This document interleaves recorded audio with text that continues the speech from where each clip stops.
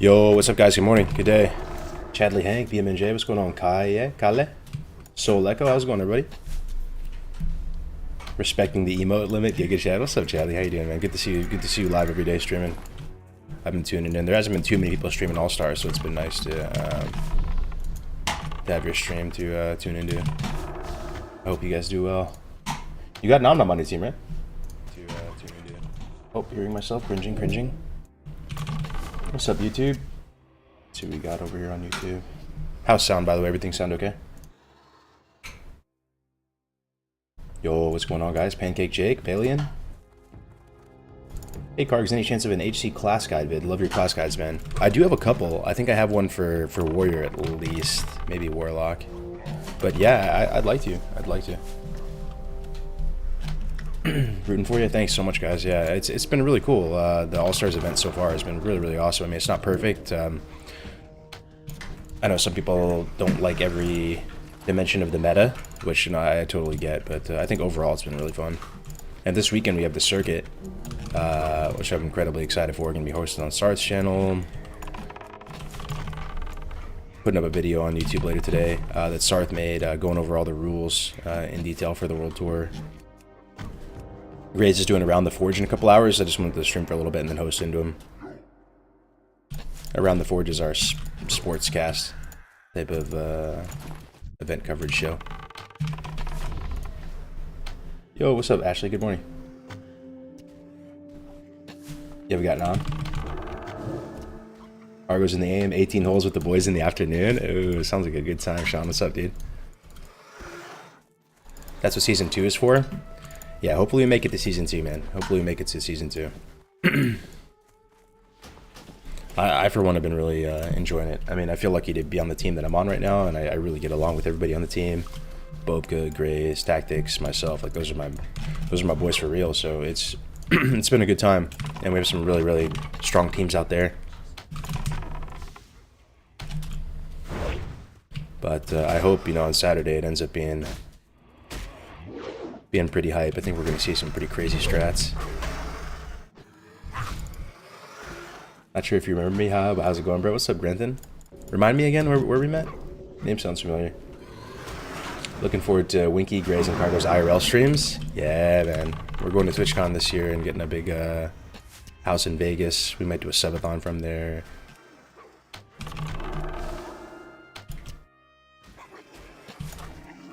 Yeah, I hope to do some more IRL content as well for fun. Mainly food content, bro. I just feel like that stuff is so wholesome. It doesn't really, you know, divide people. It's not like political or like it doesn't. It's just so.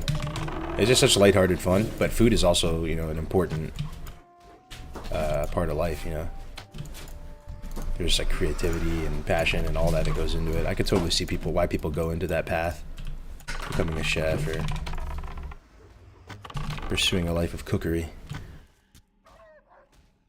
Hooters IRL stream? Yeah, I'm down. Drive to TwitchCon? Oh yeah, you're in LA, right, Jelly? Yeah, it's not bad. BlizzCon's in Anaheim too, bro. You guys think they're gonna do BlizzCon this year?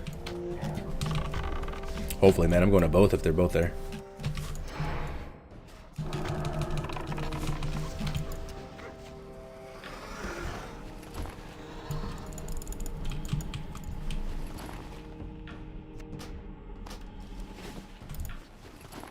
Nice, both Sunscale feathers. Yeah, this is our third hunter. I'm not sure if we're gonna need a third hunter, but I've done pretty much everything I can on my other two hunters. I'm at the point right now on the one that I think I'm gonna play that I'm just logging in periodically in Goody Bay to get potions, and that's kind of where I'm at. I just need to stockpile as many of the max level health potions and mana potions. Matter of fact, I'll go check Goody Bay real quick right now. Classic while back in the day, I was the one doing a lot of the casting for the community PvP shit, and we talked about a Warlock a fair bit with Cricks and stuff. Ah, cool, man. Yeah, those were the days.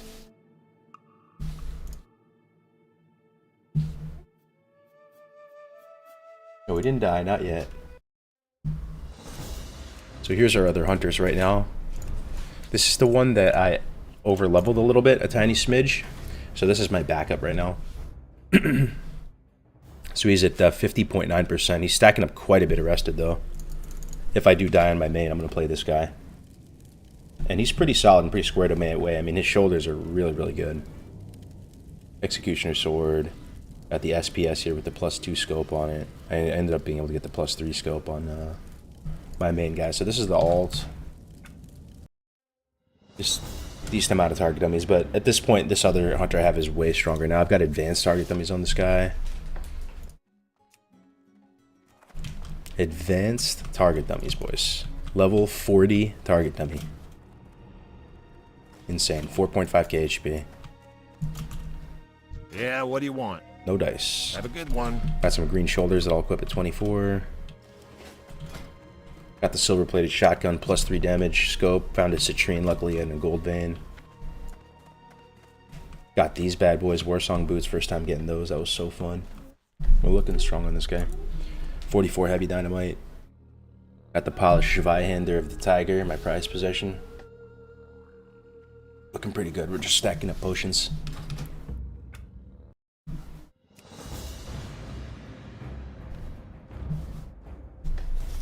Are you making the Deviate belt? Deviate belt? Are you maining the Deviate one? What do you mean? What do you mean? Can't make the Deviate belt because I'm NG.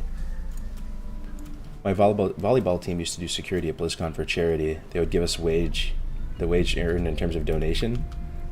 Oh, nice.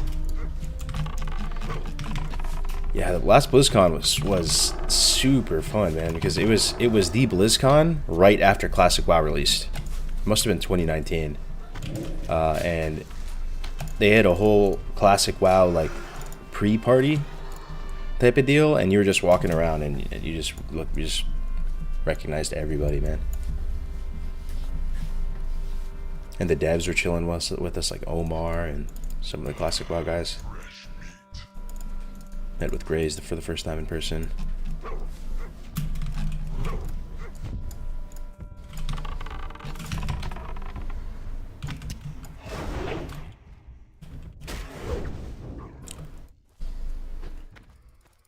Hey Gargers, new to hardcore and loving it. I'm a 26 priest who has completed Red Ridge. Where should I go next? 26, I'd make sure you have wetlands. You're chipping away at wetlands, Duskwood. Probably too early for South Shore. Wetlands and Duskwood. Ashenvale as well. If you're Alliance, you can get your Light of Balloon at 26 pretty comfortably. Was Keith at that one? Oh yeah, Keith was at that one. He chilled with us. So for the last BlizzCon, everybody flew up to my house about a week earlier than BlizzCon. And we just chilled and played like Magic the Gathering and played WoW, ordered pizza, you know. Like, did some fun outdoor activities as well, but we ended up renting a Sprinter van. We were playing ping pong and stuff. Like, we rented a Sprinter van and drove down to BlizzCon. And like they had like Smash Bros in the van. Like someone brought a no, there was a TV in the van. That's what it was. So I was driving, so I didn't get to play, but it was super fun. During the original release in 2004, did anyone else join the guild? Dead and loving it. What is that, man? Is that the original hardcore guild? These are the days right now, Cargos. Thanks so much for putting these together. Classic WoW is my favorite game, and I've never had more fun than I've been having with hardcore and all the events. Thanks. I really, really appreciate that, Christian. I really do. Thank you so much for the feedback. It's hard to know sometimes whether you're doing the right thing or the wrong thing. But these days, it's not so hard. I feel like hardcore is in a good spot, right? And it's you can't please everybody, you know? You can try your best. But ultimately, you know, if we do end up getting hardcore servers or something, I feel like all of our efforts, for us all the little people in the community, like, it's just a win for everybody. And I feel like all the efforts contributed to that. See what happens.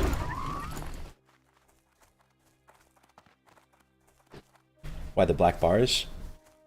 I play on ultra widescreen right now, which I know some people that tilts them off the face of the planet, but at this point, I don't know if I can go back, man. I enjoy it too much.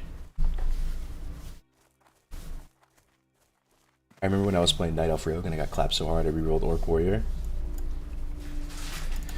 Dude, I remember watching your Troll Hunter. That was the classic Zerker HC character. You're the first person to make Devil Sword in hardcore. Other hunter died? No, they're still alive right now. All I can do at the moment is gather more iron if I want to make more NG stuff, but I feel like I have a good amount of NG stuff. I could try to risk it and go into Shimmering Flats and buy the recipe for Gnomish Universal Remote, but I'm not. It's kind of a gimmick though. If I were to get that recipe, I'd be risking getting some exploration XP, and I'm pretty capped. I'm at like 47.9%.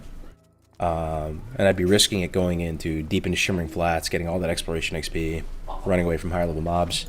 Also, I can get that Universal Remote, which in reality, I'll only be able to MC like one thing, because it's just the mechanical room in Dead Mines. I don't think it's worth it. I could be doing that, or I could just be fishing more. But I got the most important thing. I got a melee weapon. The only thing I'd be fishing for really is shoulders. And I already have shoulders, but they're equipable at 24. So there's not much, man, that I can do. My character's pretty much there. And I have to be really careful. Like I've been having, I'm gonna be honest with you, it's kind of embarrassing, but I've been having like little like, not nightmares, but like little mini nightmares where it'll like wake me up because I feel like I over leveled or something. Hardcore nightmares are a real thing, man. I'll feel like I over leveled on my character and let my team down. So it's kind of chill to just let it sit, you know. Get rested XP is the other thing. That's kind of a big deal. Even if I stay fully rested from this point on, I'll still only have 80% of my level. And apparently you need one entire full level of rested XP to get 25. So I might be out of luck with getting 25 on the circuit. 25 before the last dungeon, that is. But I'm incredibly excited for this circuit, man. I hope it's going to be... I hope it's going to be super fun to watch and play. HC Nightmare is actually a real phenomenon. Yeah, they are, always have been. For me, the HC Nightmares start hitting in once you're like 50 plus. It starts to become like inconceivable, dying 50 plus. And recently when I leveled those hunters, I got the 57. Died at 57 like a month or two ago. And I was, you know, like, fuck this. I just immediately re-rolled. Some of you guys were there. Immediately re-rolled, try not to let it tilt me. Immediately re-rolled. And the next week I got it back up to 50, almost 51, and died in the most anticlimactic way, just typing some shit in guild chat, and Devil Star walked up to me, feared my pet instantly, Vain Death Resist, died. Died 57, then 50 the next week. That was rough.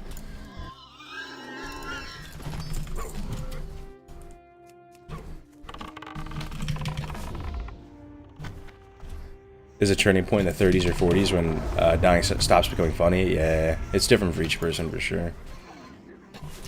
Lost my priest yesterday, 6 days played. Oh, I'm so sorry, man. What ended up getting you? 44. Could be anything, man. There's a lot of dangerous threats at that level. You're thinking Feralus, Bug Cave, you're thinking pirates. Pirates on the ship.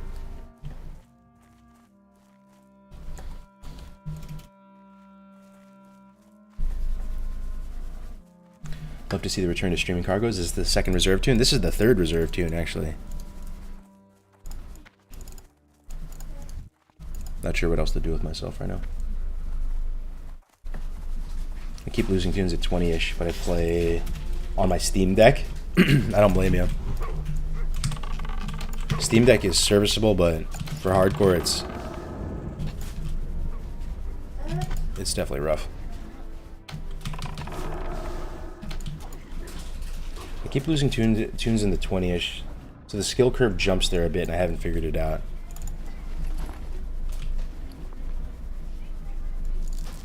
Yeah, hardcore is weirdly in a way harder earlier than it is later,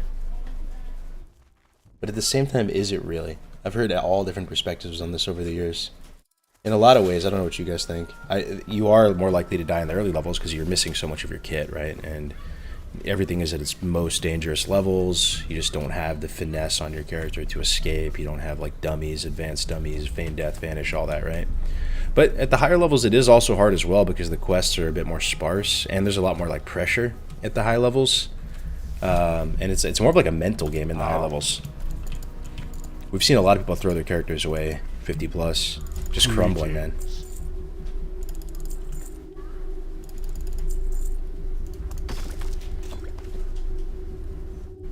May the eternal sun shine upon thee. Feels like the more utility skills you get, the more risk you take. Yeah, for sure. That's why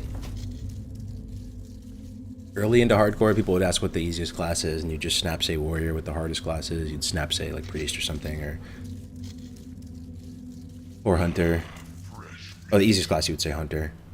But each class in hardcore has its own challenges. They really do. And if like you actually have played a ton of hardcore and you've leveled like multiple classes at 60 in hardcore, I feel like you might know what I mean. To say one is just absolutely easy is sort of not the whole picture.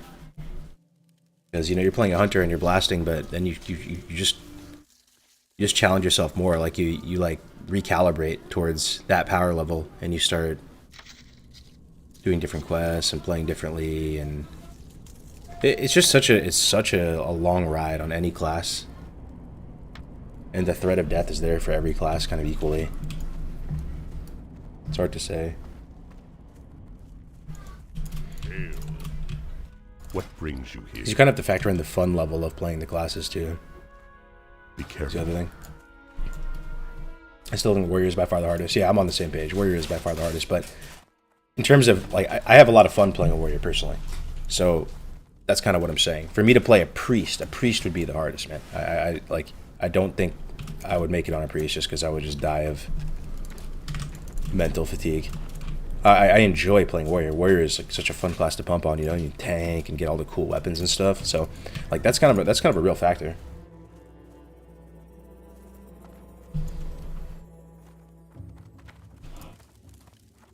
Greetings.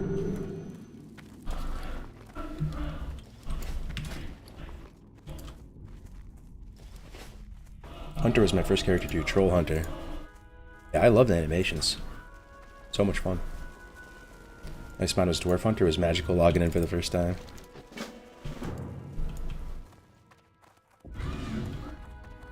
Well met. The most dangerous levels are the ones where you feel comfortable because you stop doing the mental danger checklist.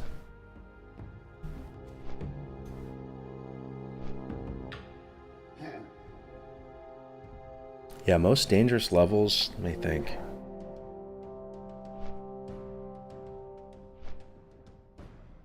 Most dangerous levels...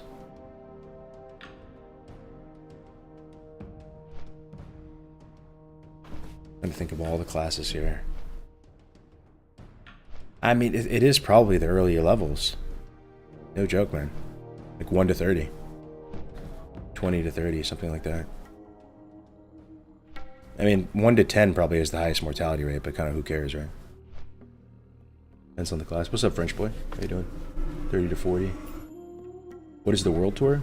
The World Tour is a component of Hardcore Allstars. Hardcore Allstars is an 11-week league that we're trying out for the first time.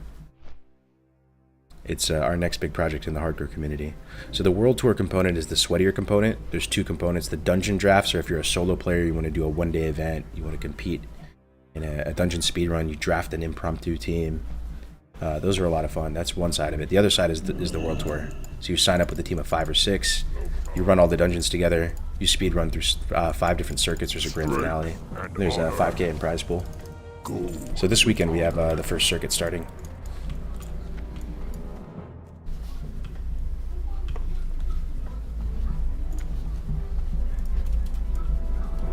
Man, I want Psalm 2 Fresh or Classic Plus soon. It's coming, man. You can smell it in the wind. Turtle Wow's popping off. I see videos about Turtle Wow every single day now. Can't believe old Shenna and Croche pulled it off. Peace, friend. How you doing?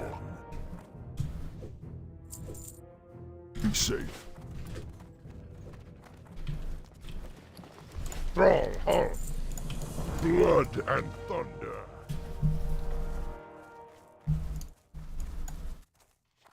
Showbeck on Saturday. Bro, I fucking love Showbeck. I hope they do well. Showbeck's been fishing too. He's been participating in it all.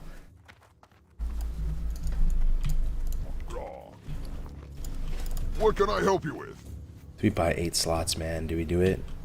Is it the time? We're about to do a big training arc at 18. I think I can afford 2 8 slots though. Let's do it, man. I still have money for multi-shot. Strength.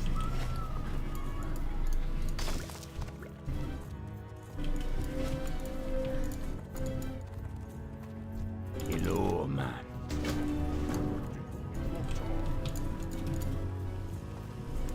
What are you looking for? Fresh meat. For the Horde. Does anyone know what add-on he's using for inventory? It's called Combuctor. C-O-M-B-U-C-T-O-R. I've used it for a long time. I like it. I love leveling in vanilla, but have no experience in 60 rating. If I somehow reach level 60, would people take me in raids even though I haven't raided before? How's the 60 culture like? I would say right now on Era is the best time you would ever have to go learn the vanilla raids. If you wait till a fresh, no. People, it's going to be tough, man. People, even if they have no mean spirit in their heart, like they want to play around people, they naturally gravitate towards wanting to play around people that like share the same level of experience with the game, so they don't have to always constantly explain stuff over and over again. At least I feel that is generally to be true. But if you go to Era right now, because there's not much of like a sweaty like meta or anything like that, because the servers are super well established, people are running back like second and third alts, or raiding for fun. They truly are raiding for fun, playing the game for fun. It's not, there's no competitive spirit that much in there other than maybe some light parsing sort of meta on Era. I think you'd see a lot of guilds that'd be happy to take you.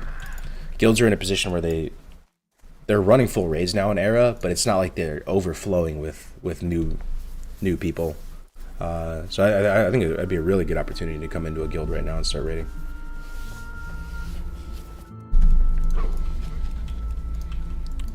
Probably gear up pretty quick too. Everything's out.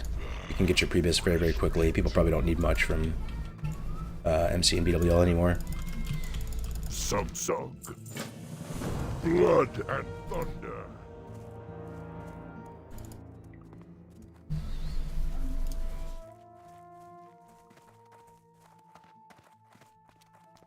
Got any thoughts when Psalm 2 comes? I don't think it's soon. That's all. That's my guess. Remember when the servers, air quotes, leaked last week and there's name reservation? I don't think that was anything really. I think that was just a fluke. Probably later this year. You on US? What's up, console? No, we're on EU. First time in the chat. What's up, console? Welcome.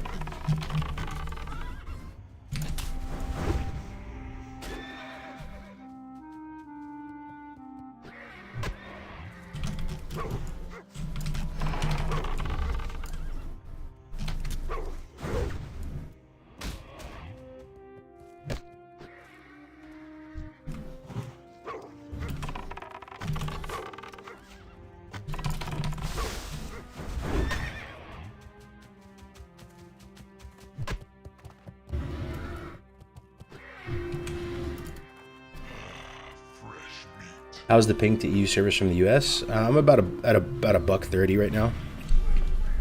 It's honestly not bad at all. I've really, really enjoyed my time on the EU servers, I have to say. It's been very chill, very chill.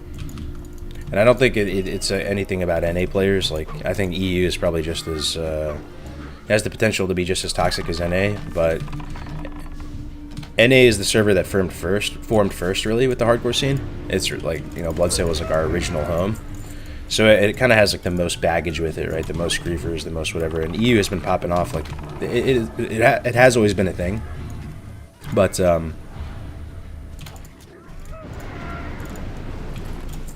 know what I mean? Like, there's just not as much like griefers and baggage on the server. Ooh, Gesheron's up. Target speed is 115. Yeah, we can kill this guy. Totally kill this guy. We need to pull him out from his watery hell, though. No path available for your pet.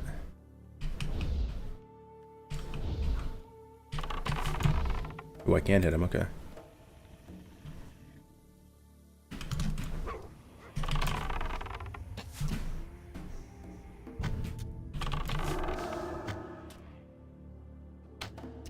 I don't know what's gonna happen, if he's just gonna like teleport out of his...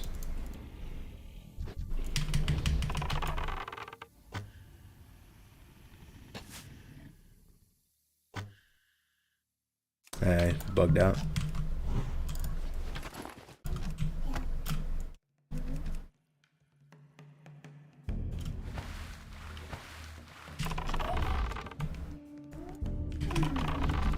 Water's still bugged on EU, hate to see it. Yo, what's up, the Dirk server? We're on Hydraxian Waterlords on EU. Yeah, Grace is going live in I think 2 hours or so. He's gonna do Around the Forge. So I wanted to throw the stream on for a couple hours and host him to help promote the show. Third tune? Yeah, third tune. It's just how much else I can do on my characters without risking over leveling. And I'm happy to kind of just let him ride, get XP, and I need potions from Booty Bay.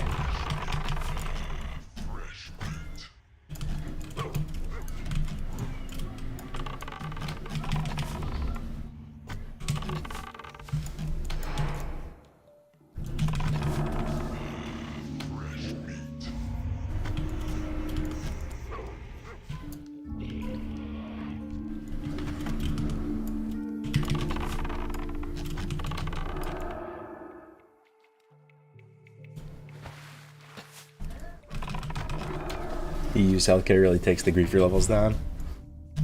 Yeah, I'm sure that's what it is. Yo, thanks for the follows, guys. Spelling, Voodoo, Coco Boy, I really appreciate it. Welcome, welcome. You still going with the wolf for the dungeons? I think so, man. We're doing a physical damage cleave.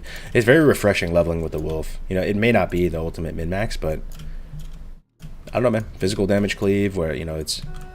We did the math on it and calculated it. It ended up being about 600 damage a minute. It seems really good and pretty fun and flavorful. And I actually absolutely love the aesthetic of a wolf as well. Like carrion birds are like worst in slot in terms of looks, man. That's usually what I level with. Like the hunter pets matter, but not that much.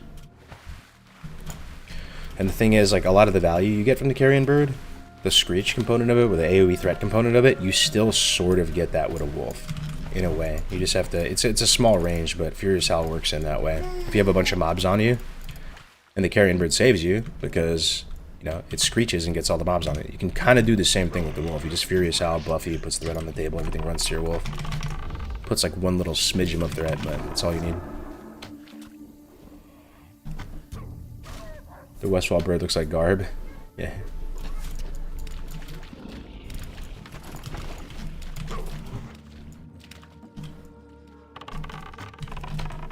Yo, what's up, Gordon? Yo, Gordon, you gonna be on Around the Forge, bro? I know Grace pushed it back, so you might not be able to make it. That would suck, though. You're 4K casting fishing? Let's go, Zebo. Let's go, dude. I know it sucks now, and some people hate the fishing. I've been noticing that. Like, looking at the community streams, some people are, like, you know, really anti-fishing.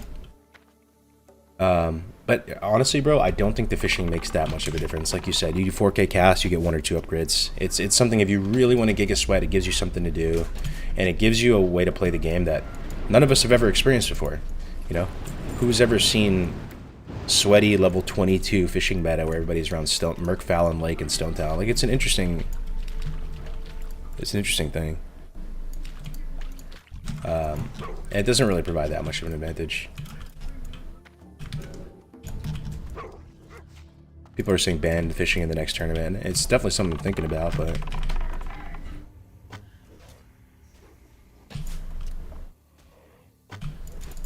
just got you a shit ton of money. Yeah. I'm not a fishing guy too, man. I don't really enjoy the fishing too much, but I've enjoyed it in this competition.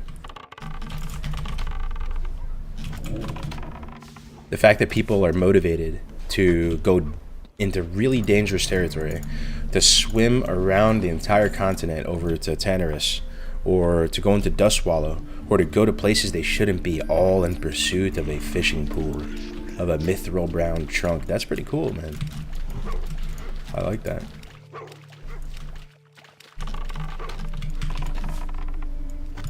"24 hours of fishing is not going to be good strategy and execution." Yeah, for sure. I mean, the fishing opens this. The fishing just makes this whole event, so far in Circuit 1 at least, it's going to be like the defining factor of Circuit 1. It's going to add a lot of color to it. Like, we're going to see a lot of deeper professions as a result of fishing. You're going to see people with like the Master Angler trinket, that the piranha thing, like swimming in BFD, saving time, gaining power from a Master Angler trinket. How hilarious is that? Because that trinket doesn't really, I mean, it's because it's a kind of, it's useful, but it doesn't make you stronger, right? But in specifically the context of a speed run of a dungeon and you're in BFD, yeah, dude, that's saving you some time. That's hilarious to me. That is hilarious.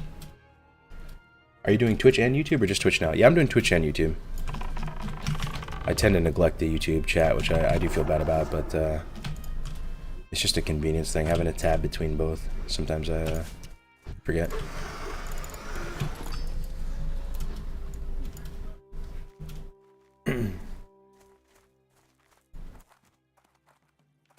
You're doing that for an episode? Yeah, Graze is going full tryhard with the episode today. He's been up all night working on it.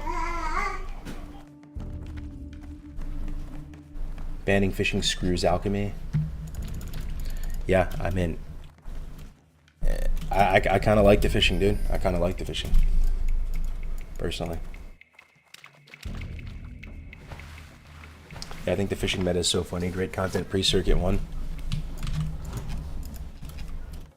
Yeah, like, I don't know, it's hard to even talk about it, but seeing people go so sweaty over fishing, it's kind of inspiring in a way, dude. Like, they're not doing it for the money, bro. They're literally not worried about the 5K. I've seen people try to, like, amortize it, like, fishing is not worth it. You're spending so many hours fishing for a 5K prize pool. Like, you're getting paid pennies on the hour. It's not really about that, bro. It's about the relentless pursuit of like, you know, perfection or whatever you want to call it, like the min-max. Some people hate that, but to see people that dedicated, that motivated to get out there and to grind so hard for so long, so they can put on a good show on Saturday, so they can show up with some cool tech, so they can just get that extra one agi that they want. That extra couple little tiny bits of power. People are investing a lot in this, bro. There's people with, 4 or 5 days played already on their main.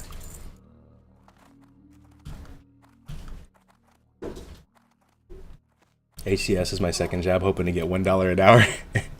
Yeah, what's up, Pop? Good to see you, dude. The relentless pursuit of gaming. Exactly. Exactly.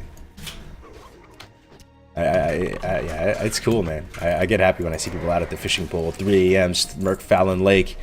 It's not a fun thing to do, right? Right-clicking the bobber, but you push through. You push through and click that bobber. People with like 4K, 5K, 6K, 7K casts even. The relentless pursuit of being the ultimate neat. Yeah, there you go.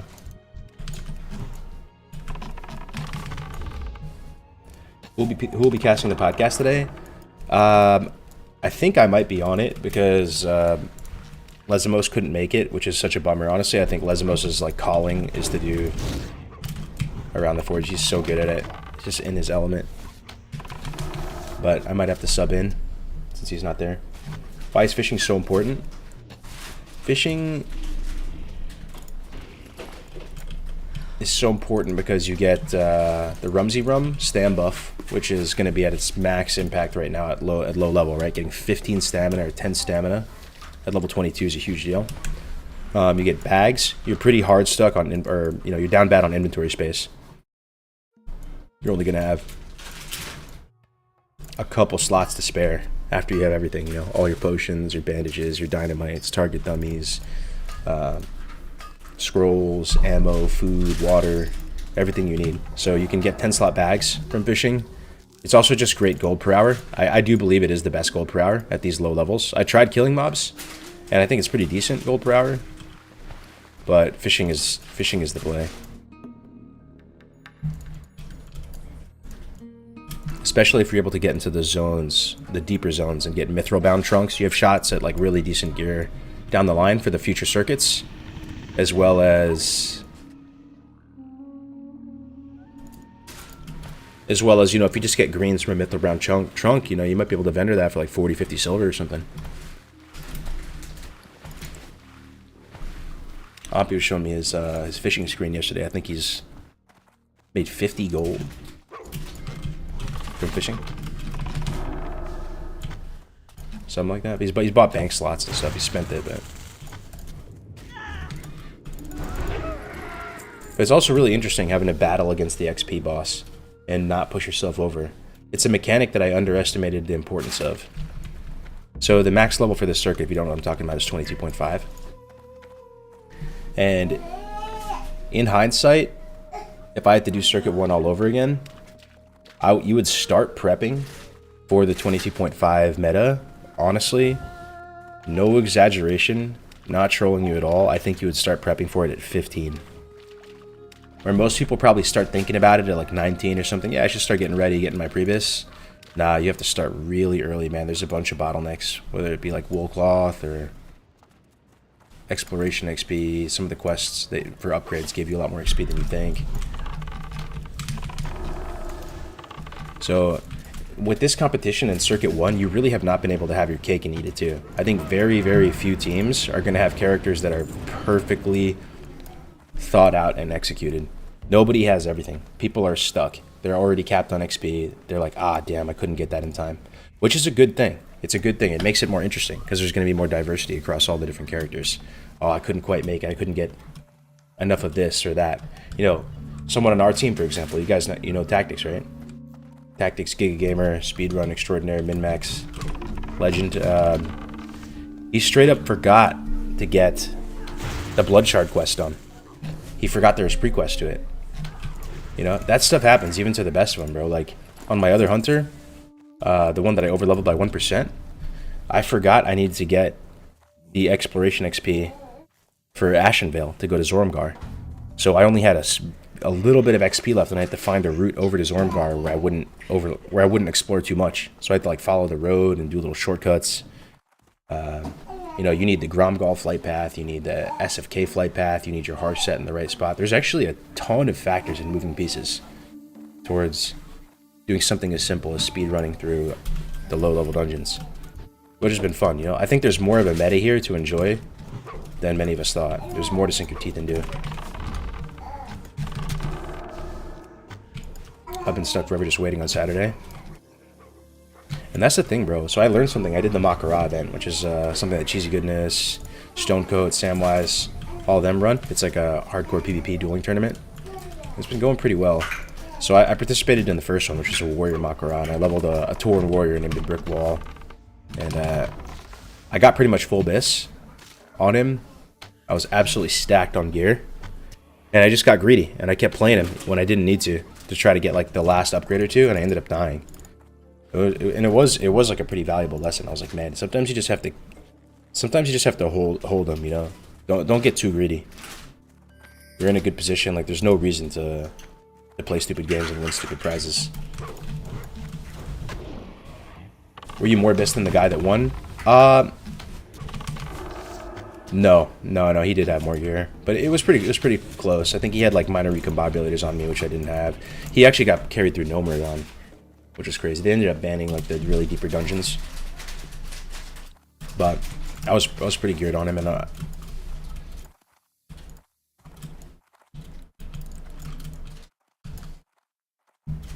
yo, where can I participate in this on EU? Which server? We're on Hydraxian Waterlords, and it's not too late to sign up. You still have some time. Even after Circuit 1, guys, you can still sign up with the team. You will be at a disadvantage, but I have a feeling that after Circuit 1, if they see how hype it is on Star's channel and everything does go according to plan, we're going to get a ton of interest. And there's going to be a lot of teams that sign up. And you can still technically win, even if you totally miss the first circuit, which is hilarious, right? Because people are just fishing for hours and hours and going to the nth degrees of sweat, but you can still win the competition if you totally miss Circuit 1. The circuits are like structured in a way, my understanding of it at least, is like they're heavier on the back end, because you don't want to, as Only said, like you don't want it to be like a foregone conclusion of who's going to win. You always want like there to be a chance that people could come back. So the first circuits, I think, are the lightest in importance. Oh yeah, I heard Guzu died yesterday, yeah, on Warrior. But yeah, you guys can still sign up. Wowhead put up a post yesterday promoting it, which is really, really cool.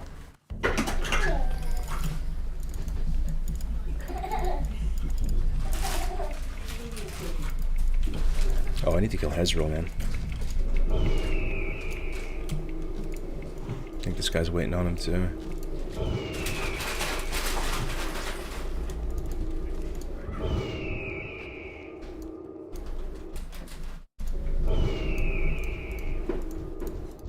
I feel like somebody split pulled him, like this is his patrol.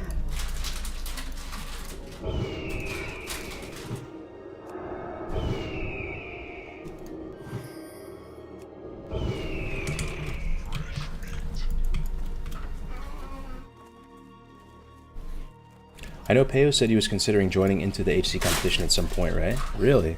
He's been playing a lot of hardcore recently. He might be playing it now. He's been playing a ton, which has been really, really awesome to see. He's one of the vanilla goats in my mind, and to see him get on board with the hardcore stuff is really cool. But I don't know. I haven't heard that he's going to play in the World Tour. I feel like the really big fish, like the Guzus and the Peos and the Stay Safes and stuff, like they can't really commit to long things like that.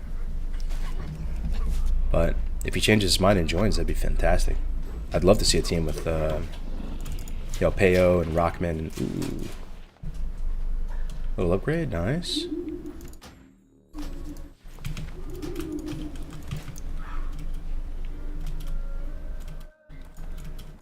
The little miss sounds so much older and happy. Oh, yeah, she's a beautiful, happy baby.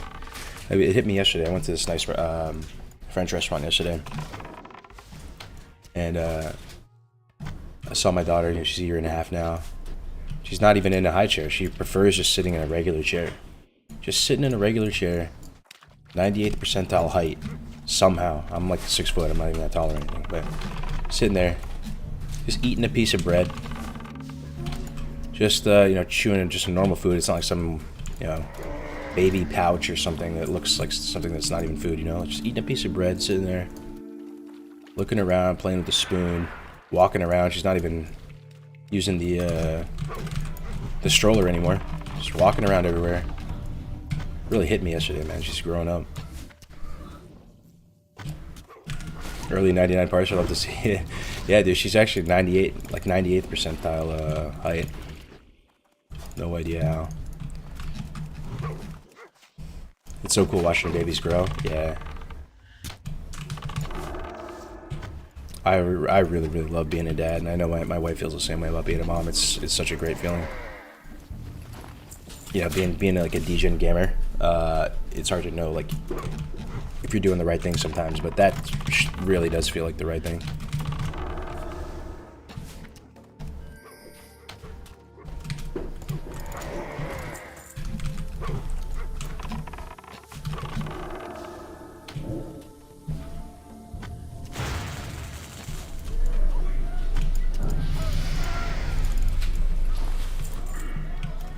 Alright, the ding. 18, multi-shot territory, baby.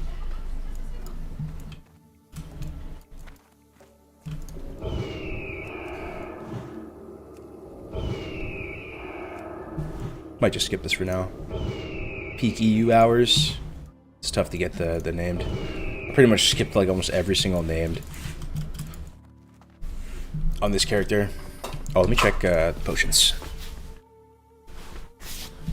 Check out what almost happened to me yesterday. Let me see. What is this?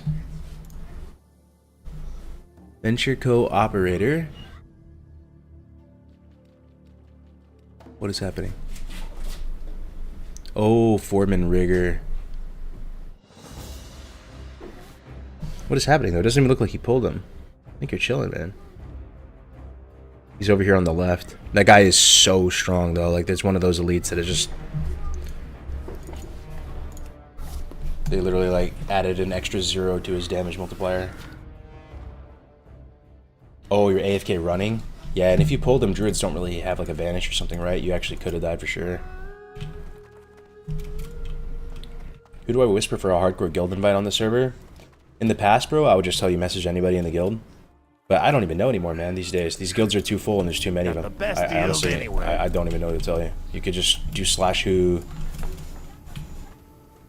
Dude, there's so many hardcore guilds now on NA and EU. It's like, it's not even like how it used to be, bro. It's not how it used to be. You just have to find one that you like. It's kind of like gotten too big. What time is the forge? I'm not sure. Just whenever Graze is ready. If I had to guess, like an hour from now.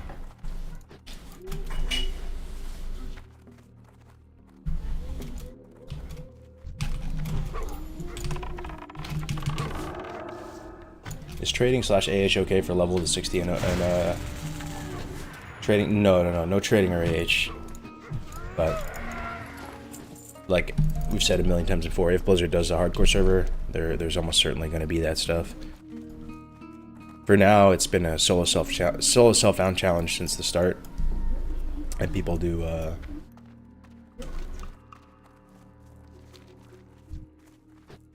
value that still.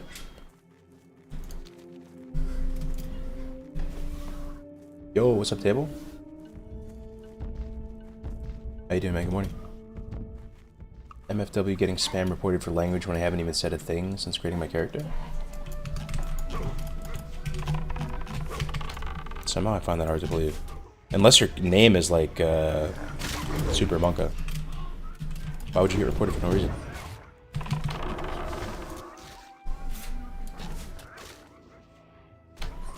Pretty sure he's insta-death. Harpy Lieutenant rings. Man, we really need Hezrol because it leads to counterattack. Okay.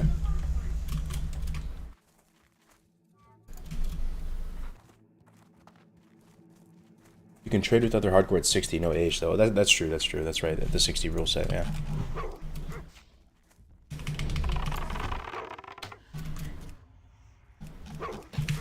I got a warning for language. Yeah, I don't know what to tell you, bro. That's weird.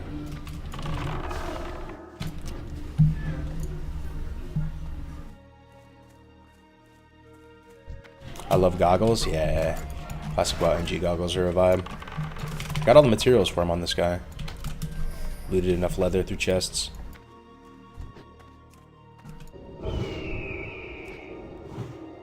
Come on, Hezrul. This guy's still waiting too.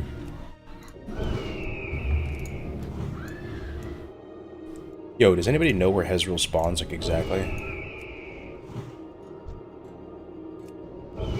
Is it right in front of WC? Try to out-tag that dude. Is there any achievements that aren't tracked by the add-on anymore? I want to do the no grouping one, but don't want to record. The no grouping one. I mean, hardcore is inherently no grouping unless you do a duo or a trio. But yeah, all the add-on tracks all the achievements automatically. Oh, no dungeons? Yeah, it'll track that one too. Every single achievement on the hardcore add-on is tracked.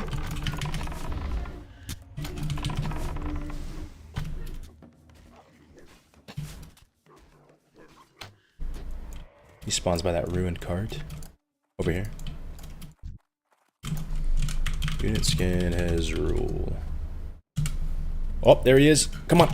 Oh, we got it. Oh, we got it. Oh, thank God. That was actually close. And we actually tagged him so early that... Oh, never mind. You motherfucker, I was here first. Oh, shit, bro. Did I just commit a EU crime? Holy shit. Oh, shit. Let's leave the fucking crime scene, dude. Dude, don't say anything, bro. Just fucking... Let's get the fuck out of here.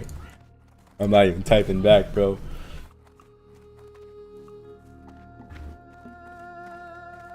Get the hell out of here. Choke on it? Oh man, he's so mad.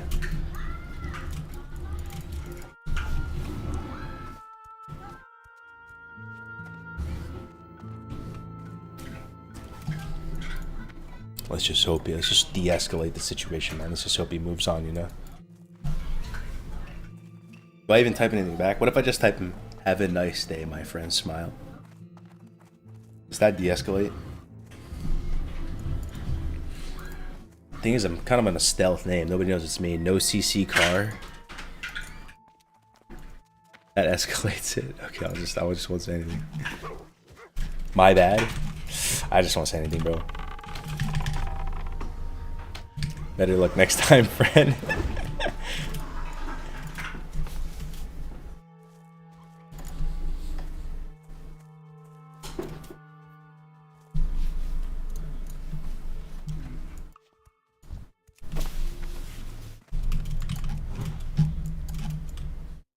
I do think people get like very tilted though over minuscule things in this game. Like people, like, someone takes their fishing node or their like their vein. Like who the fuck cares, bro? It's just like that's how I feel about it. Maybe it is a bigger deal than I think, but like just it's so small, bro. It's like the smallest little potato possible. Like you gotta pick your fights, man. Like that's just nothing, bro. You lose a tag, a node. Who the fuck cares, man? Seven. Go forth to victory.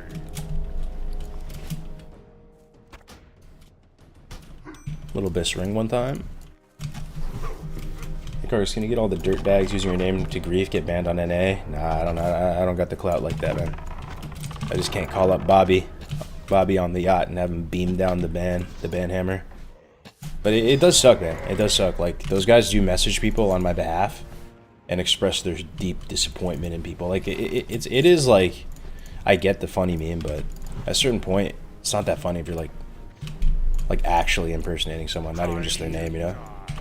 They do that shit. And some people, I was on a stream the other day, a new hardcore stream, I followed it, right? Oh, and I was about to say what's up, right? And you know, it pops up a little alert. It says like, Cargos is following, right? So the guy's like, yo, you know, welcome Cargos to, you know, welcome to the channel. Some guy in Discord he's with is like, Cargos Gaming? I know that name, dude. I know that name. That's the griefer, dude. That's one of the most notorious griefers on Bloodsail, dude. He kills everybody. And I'm just sitting there like, what the fuck, man? What is going on right now, bro? I didn't say shit. But he starts treating me like I'm actually the griefer, and I just left. It's so fun, dude.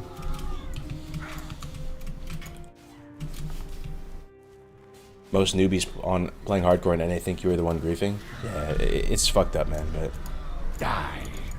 it's okay. I'll take the L. There's nothing you can do about it, really. As long as they, my thing is, bro, as long as they keep that shit in the game, it's all good. Man. As long as they just keep it in the game. But people start taking shit outside of the game, that's where I have a real problem with it. Kill you.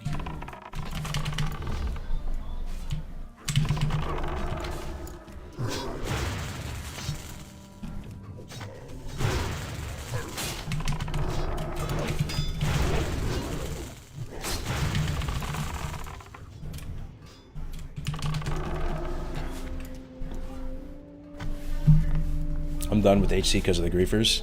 You hate to see it, bro. You hate to see it. I don't blame you, though, man. I don't blame you. I think a lot of those guys just don't realize that the links people go for a laugh, you know? It's got to just be like an immaturity type of thing, you know? Like, I get it. Like, laughs are cool, man. It's a good thing, but to go to such great lengths to harass people to get a laugh, to get a little funny banter or something, it's like just bewilders me.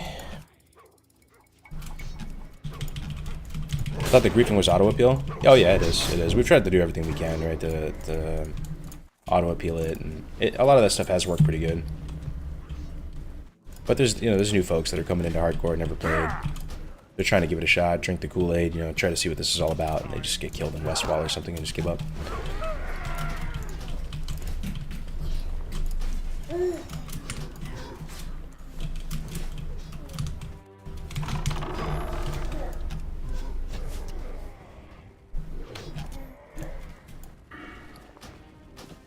But EU has been really great. EU has been really nice. Such a breath of fresh air playing here. Being able to just enjoy the game. Not look over your shoulder all the time. Alright, here he is. Warlord Chrome Car. We're going to split pull this, Andy. Any food I can eat?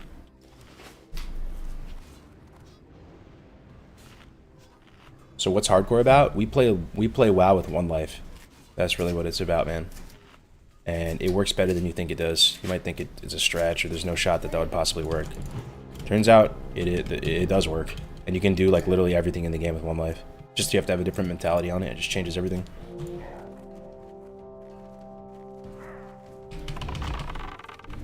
So we have to resist the temptation of tagging this guy at all. School car invader. And I don't want to slow our main target. Because... there they go. Now I can slow the main target. So it looks like that guy didn't successfully... this guy didn't fully successfully, like, cleanly split pull. So we have to use concussive on the front guy to slow the speed down a bit. This guy's gonna gain on us. But we can get the wolf on him. We do have swiftness pod as well if we need. Yeah, I'm gonna actually use swiftness pod, fuck it.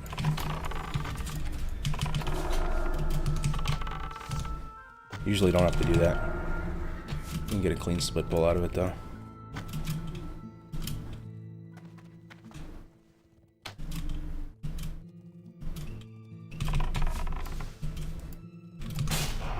Put the pet on that guy.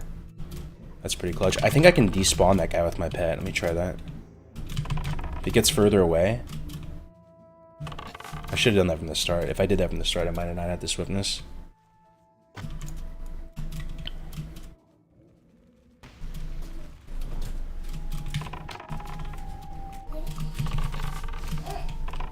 Should be good now.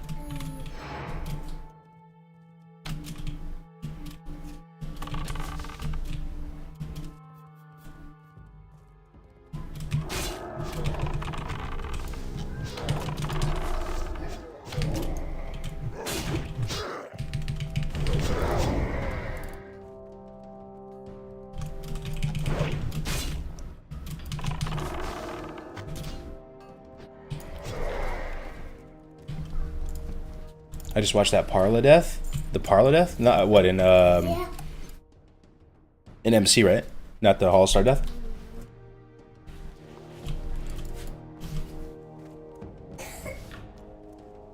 Well, I will tell you what, Cargo's Gaming. I thought I would hate hardcore when I first tried it. I've been addicted for years now. No 60s yet. Over 35 deaths, solo, and 15 plus deaths duo. Highest death 44, followed by 37, but I'm still hooked to this day. I've been leveling at 40 Pally, 30 Hunter, 28 Warrior, 28 Hunter Horde, 26 Shaman, 24 Druid, 22 Warrior, 20 Rogue, and Warlock. Thanks a lot, man. That's really cool, bro. So you go for the wide instead of deep strat. You level a bunch of characters at the same time, not get too attached.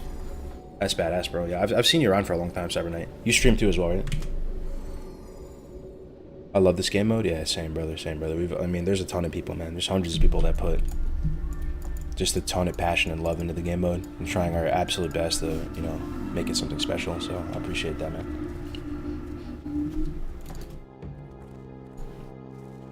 Reinstall Classic. Lost all my recorded data for my 2500. Runs invalid now. Hate to see it. Only 25. Yeah, that does suck, Isaac. But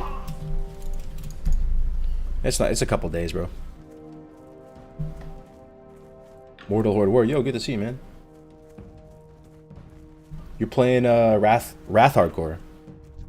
Yeah, that's wild, man. There's multiple raiding guilds on Hardcore right now.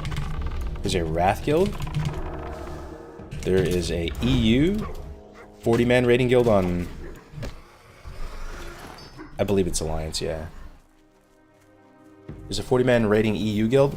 There's a 40-man raiding HC Elite on NA. And they're in the works right now of building up on NA, I believe, a Horde raiding guild as well. Crazy to think. Did you perish? This is my third hunter. Yeah, I still have my other hunters. There's just not much I can do on them anymore, and I'm pretty much in a position where I just need to check the vendor for potions, which I will do right now. Thank you for reminding me.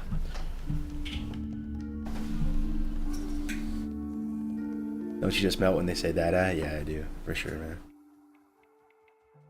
Kids are so beautiful, man.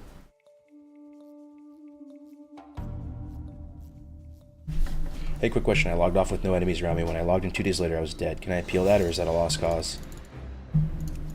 Probably a lost cause, bro. Hate to see it. Yeah, where's Crix? Crix has been locked up for a little while, but he's getting out. I think he's in for like 6 months. He's coming out somewhat soon, a month or two. But it's not like private information. I'm not trying to leak that. He talked about it already on stream and everything. Friend.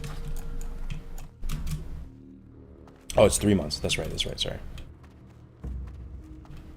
What was he convicted for? I believe, like I said, again, he talked about this on stream like openly, so it's not like I'm putting him on blast. But it was a DUI or whatever it's called.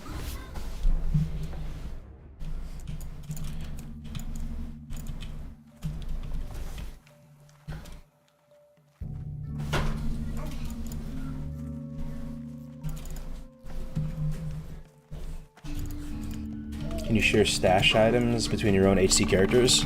There was a small little window of time early, like in the first couple months of hardcore, where everything was still like forming, that like we experimented with that as part of the rule set.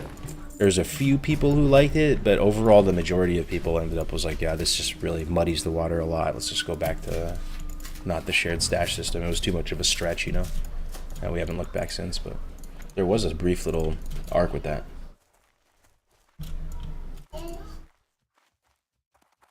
Yo, what up, Sony? Great to see you, man. Really great to see you. Yeah, let me check in with Grace. Let's see when the podcast is.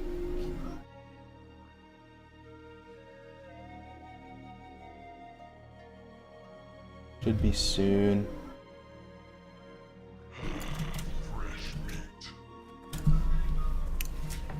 Or it's not even a podcast. They keep calling it that.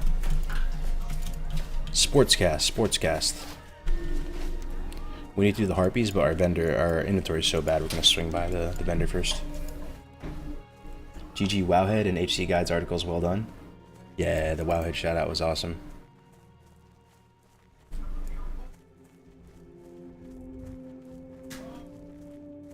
The comments are, of course, kind of negative, though, right? To be expected. That's usually the type of feedback we used to get on Reddit with hardcore. But recently, Reddit, something happened, bro. Reddit is really chill about hardcore now these days. You used to talk about hardcore WoW at all in there, and you just got shamed into oblivion. They put the scarlet letter on you. But the Reddit folks are changed their minds, I guess.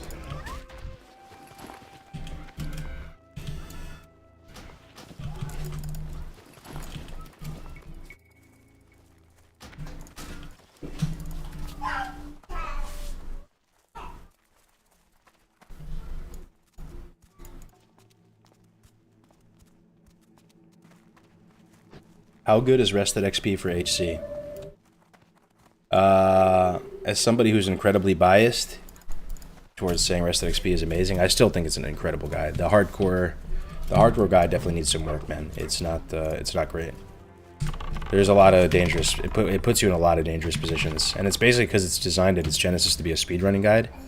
So it pretty much takes the hardest path that has the highest XP per hour. And in hardcore, you don't want to really do that. You don't want to go do the harder shit. But there is an easy solution to it that I would say, for now, is just out-level it. So spend a little bit extra time grinding, and if you stay 1 to 2 levels above the guide, I think it actually should work perfectly great. But if you just follow it at face value, it'll put you in some precarious positions.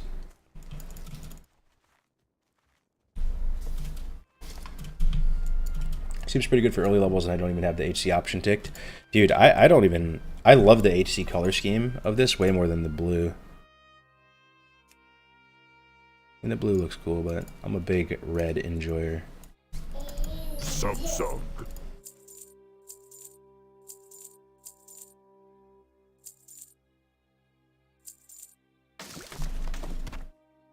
For the Horde.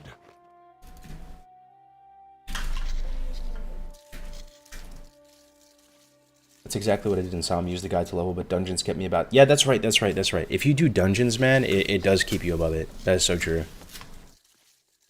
And I feel like most people, when they do hardcore, they do dungeons, right? It's some of the most fun. It's some of the most fun in all of hardcore.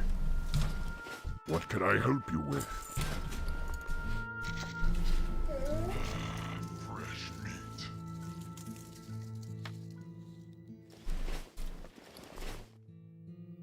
So one thing I've been incorporating into my gameplay a bit more on my characters is always making sure to have a lot of dynamite.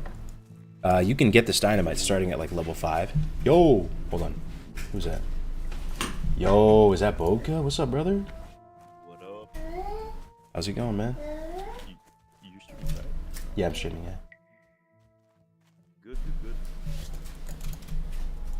Just made some fried rice chicken and about to grind. Nice, man. I'm grinding on the third hunter right now, 18. Getting potions and shit, still logging on the other guy. What level are you? 18. On this third guy.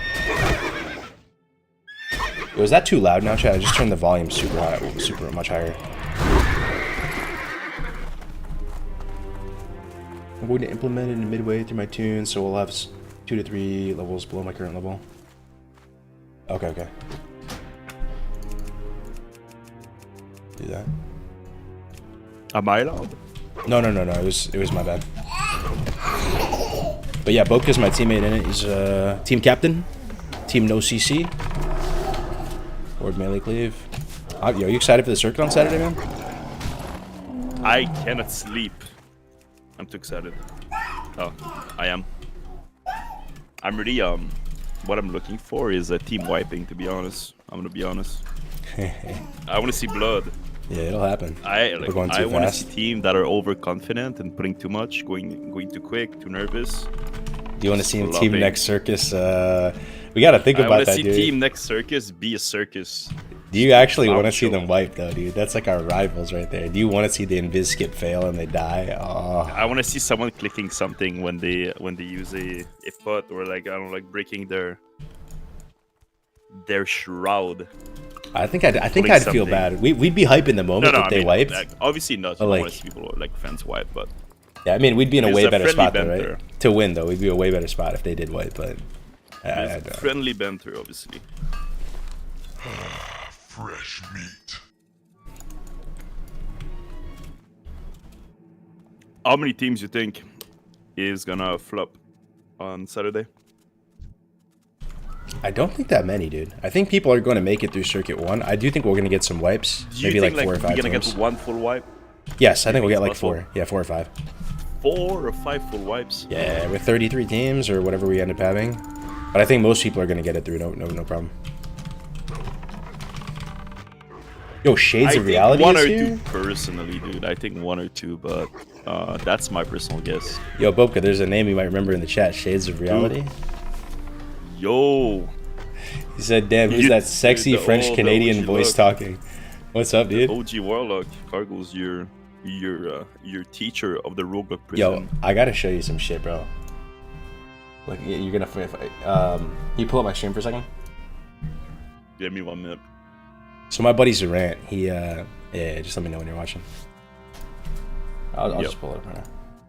So my buddy Zarant sent me this. Yo, Shades, you still there, bro?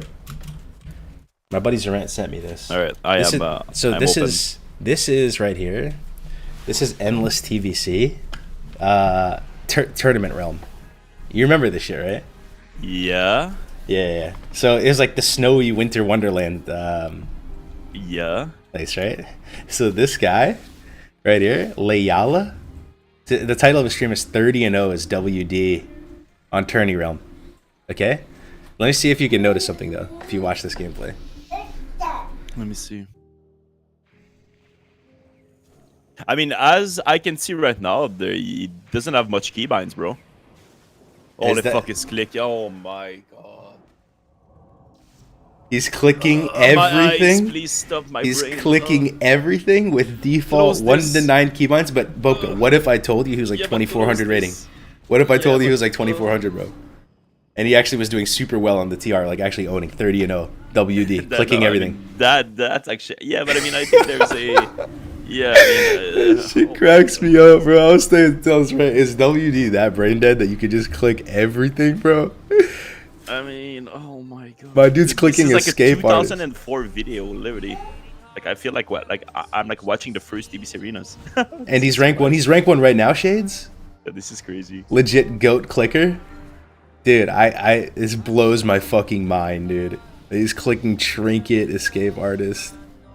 But I mean, there has to be some diminishing return at some point, and by clicking, I swear. He's clicking.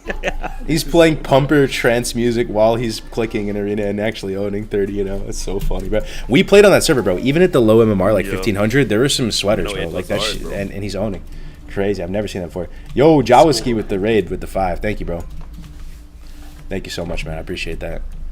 Keybinds are cope. Yeah, for sure. That's the rank 1 clicker right there. Everyone aspires to be like that. How many people do you think in the tournament are clicking? Are clicking? Not many, dude. Do you think we have many clickers? Because I've seen a lot of hardcore. I mean, like, obviously, when you watch death clips, it's usually like I mean, not always, but like usually people that are not too experienced. But I've seen a lot of like death clips where people were clicking. So do you think we have any clickers in the tourney? Nah, I think like less than 10% of players in 2023 still click. Chat, be honest. Are you clicking? No, but like you still have. We Okay. won't judge. We won't judge you. It's all good. But you have to define clicking though, because some people click like professions and shit, you know, and they like only a few things. I think a clicker is a 1-4 keyboard or max 1-5 because he doesn't want to go too deep, and then he clicks all the rest. Oh my god, dude. Putting people on blast. There's bro. no shame. It's fine. There's no shame. It's fine. You just said it's hurting my eyes. Take it off the screen, dude. Watching a rank 1 clicker, dude. You're trolling. Yo, thank you for the raid, though, Jawaski. I appreciate it, man. I mean, I click when I want to whisper people, you know. So I click technically. Sure. Same.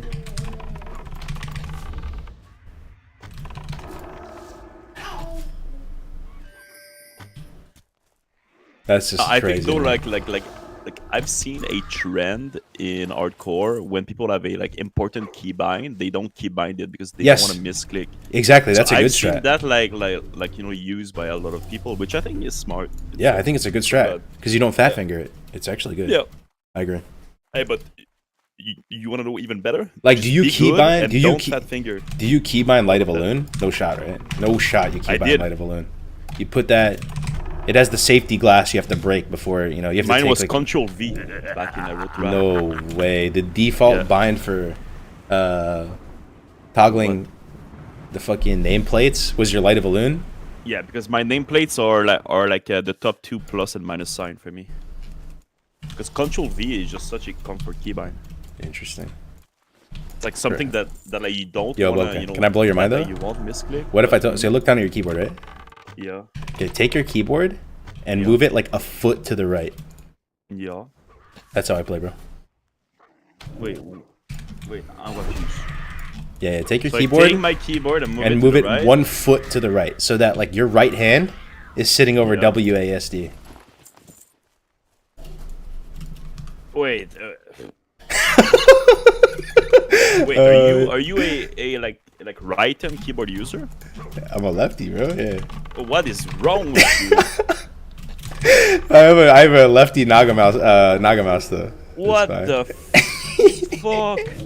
When people see that in real life, Bro, I could not just try a chat. Just like try to play lefty and just you would not able to get them up, I swear. Oh shit. They don't know about the foot pedal meta? Yeah, bro, I'm an early adopter of the foot pedal meta.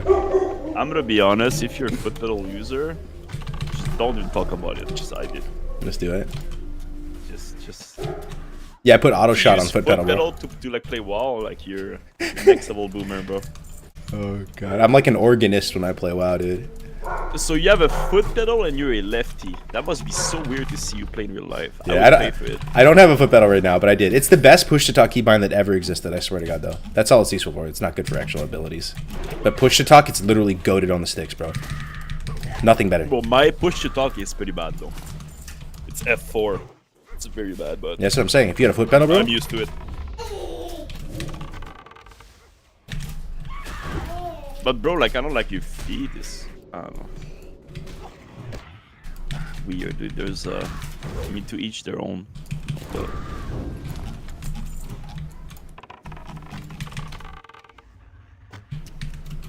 Yo, Rockman's I think, in here? dude, Cargo's shades at the up, weirdest keybind. Do you remember? The weirdest keybind?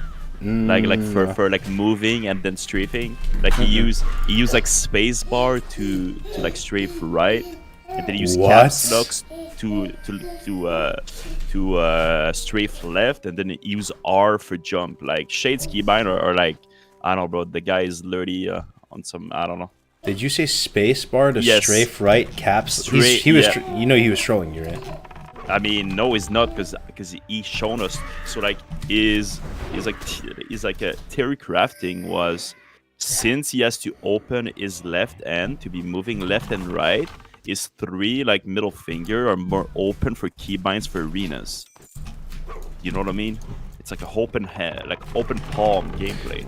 You know, some people. Okay. What is the other one? So most people use WASD to move, right? There's the other one where it's like ESDF, right? I think ESDF. I looked at it one time and it actually makes sense. ESDF is literally better because you get one more row of keybinds to the left, which is more keybinds. But technically, if you have normal size hands or like your normal human, you don't need to do that. But if you have like tiny little midget hands, you need to do it. I see. Good to know. Good to know. I actually intentionally use a small keyboard so I can reach all the keys. Like even the F1 through F4 keys, that's like super easy for me to reach. I mean, I'm on MP side, bro. I think people using weird shit is just yeah.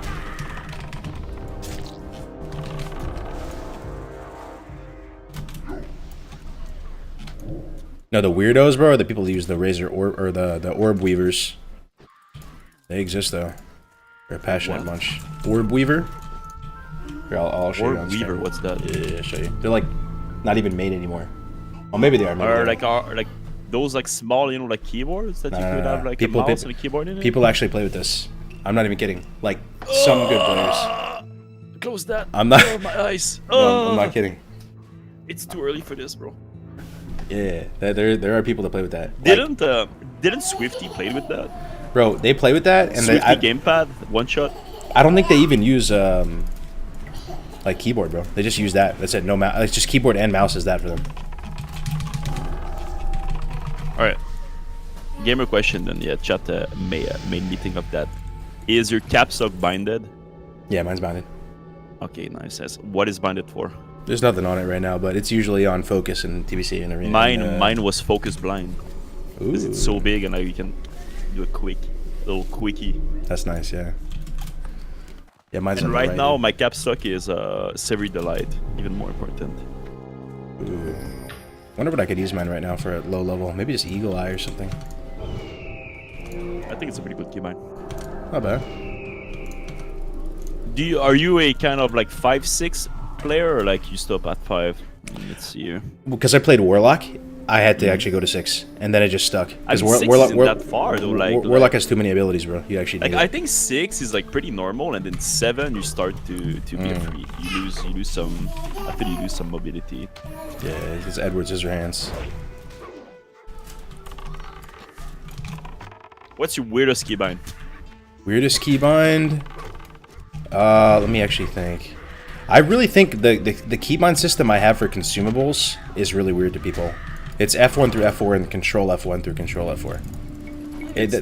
That's a lefty exclusive thing though, because you have to understand, like my right hand is controls right there, and for me I like just keep the cooldowns and consumables on those, and it's like very easy for me to like compartmentalize that in my head that all that stuff is there. I think for me Shift Y and Control M are my 2 weirdest. Shift Y, yeah, that's kind of a weird one for sure. Shift Y is my clear focus. Tilde is like, usually. I mean, I use Tilde, Control Tilde, Alt Tilde, Shift Tilde, all of them. Do you want me to tell you something crazy? What's that? I have like very weird keybind, but do you want to know 2 keys that I don't use, and I just started to use them recently? Let me think. Maybe actually, like 4 months ago. We're gonna go with middle mouse button depress down. No, I never use Q and E. What? Yeah, don't ask me why. I never use Q and E. Okay, don't ask you why. Okay. Yeah, I don't know why. And I just recently started like to find like abilities for them, but never use Q and E. Do you have? some religious reason why you don't use them I up don't until know. now? Like they're I literally don't know, right in because, front of I've your always fingers. been like, you know, like I don't know, like not trained, but used to use like 1 to 6, shift 1 to 6, F1 to 4, and then shift T, F, R, G, H, V, B, N. But I never thought about using Q and E. The chat's going crazy right now. They said Boca got glide without Q and E. Holy. Yeah, I know that's weird. That Q is so high impact for me, bro. That's Dude, I just kick or kick and focus Q kick, bro. It's just awkward to press for me. I don't know why. Do you have a disability or something, bro? Like I just cannot use. I don't know. Q is like weird for me to use. Yeah, I prefer E than Q. What's next? He never played it. Soy milk? He never played a lean FPS. chill. Actually, Boca played Counter Strike. I played Call of Duty and Counter Strike competitively, so yeah, I did. Yeah, he got to Gold Nova 4. I was Silver 3. Yeah, Silver 3. Nice, dude. He won a fucking flip knife field tested one time in a tournament. But yeah. But like I feel like keybinds are like a personal thing. Like I feel like everyone is different. Like we all have little intricate things. Oh, actually, some of the weirdest keybinds I'd say that I have. I don't know if you do them as well. Is targeting in arena. So I use the most important keybinds I have, point blank period, on my mouse. 1, 2, 3, 4, 5 for just straight up targeting in arena. Really? So Yeah. I'm not on my Razer mouse though, not on my keyboard. Not like I'm not pressing I'm one. not a fan of Razer mouse and having mouse buttons on your mouse. Like for me, I'm more of a FPS kind of guy. So like I want a clean, lean mouse. Like I don't want a fat bulge with 14 buttons. So I don't like having buttons on my mouse. Nah, I like having a fat bulge is nice. Bro. I think though it's like very useful for a while, but I just never got into it. Yeah, I love fat bulge. Yeah, we love a fat bulge. It'll change your life though. You're literally griefing yourself. Just to let you know, you're griefing yourself. My keyboard, bro. I think. Look, I think if hey, there's enough key on a keyboard to have keybinds. Okay, if you're too lazy to move your hand, I mean, hey. Okay, I'm buying for the next holiday. I will buy you a Razer Naga button, not Naga mouse, and you have to try it. Burn it and send it on Discord. Try it for. You have to try it for 1 week, bro. I'm telling you, you're griefing yourself. It's not too. It's just I don't like. I like a slim tight mouse. Loktar. Strength. Hey man. But All right, buddy. I think it's very useful and people should use that. Like I don't think Mouse buttons are so essential. It's like once you get used to it, it's like unplayable without it. I swear. So what's this? Might as well play Donkey Kong Bongos. Yo, chat, you guys are so weird. I was yo, your chat is roasting me. Yeah, dude. My chat is all elite gamers, bro. You have to understand. Yeah, I'm pretty new to gaming too, so it's fine. The slim mouse preference must be the FPS player in him. Yeah, I don't know. I mean, look, like I'm a pretty big keybind guy. Like I have everything keybinded in WoW, and I have enough.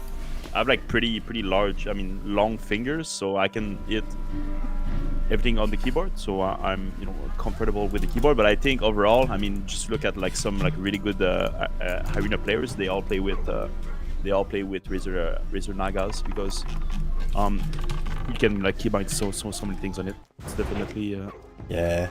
Like, just the one button on the Naga, right? Like, just think about that, bro. There's such a nice button, and you get 3 binds out of that, right? You just have that, control that, shit. It's on oh my god. So nice, dude.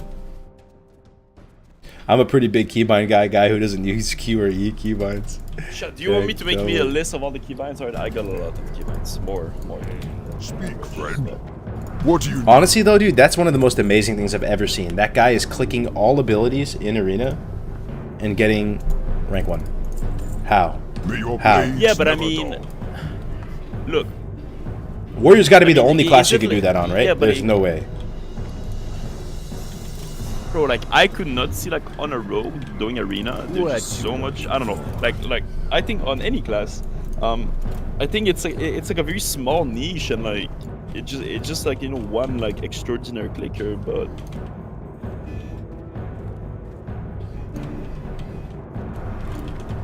I think like it's definitely an example for the people to Looking for something follow. But I think special? like TBC Warrior, We shall Warrior meet Druid. I mean, again. you don't have like 2000 APM. I'm not saying that like it's the easiest to play, but I would not see rat people do arena with like clicking.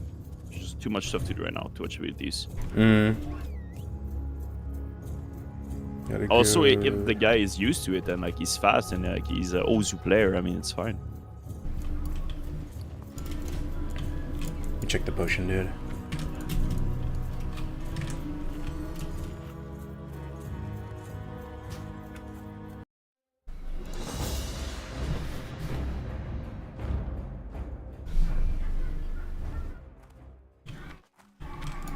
How's your road coming along, bro? Any upgrades?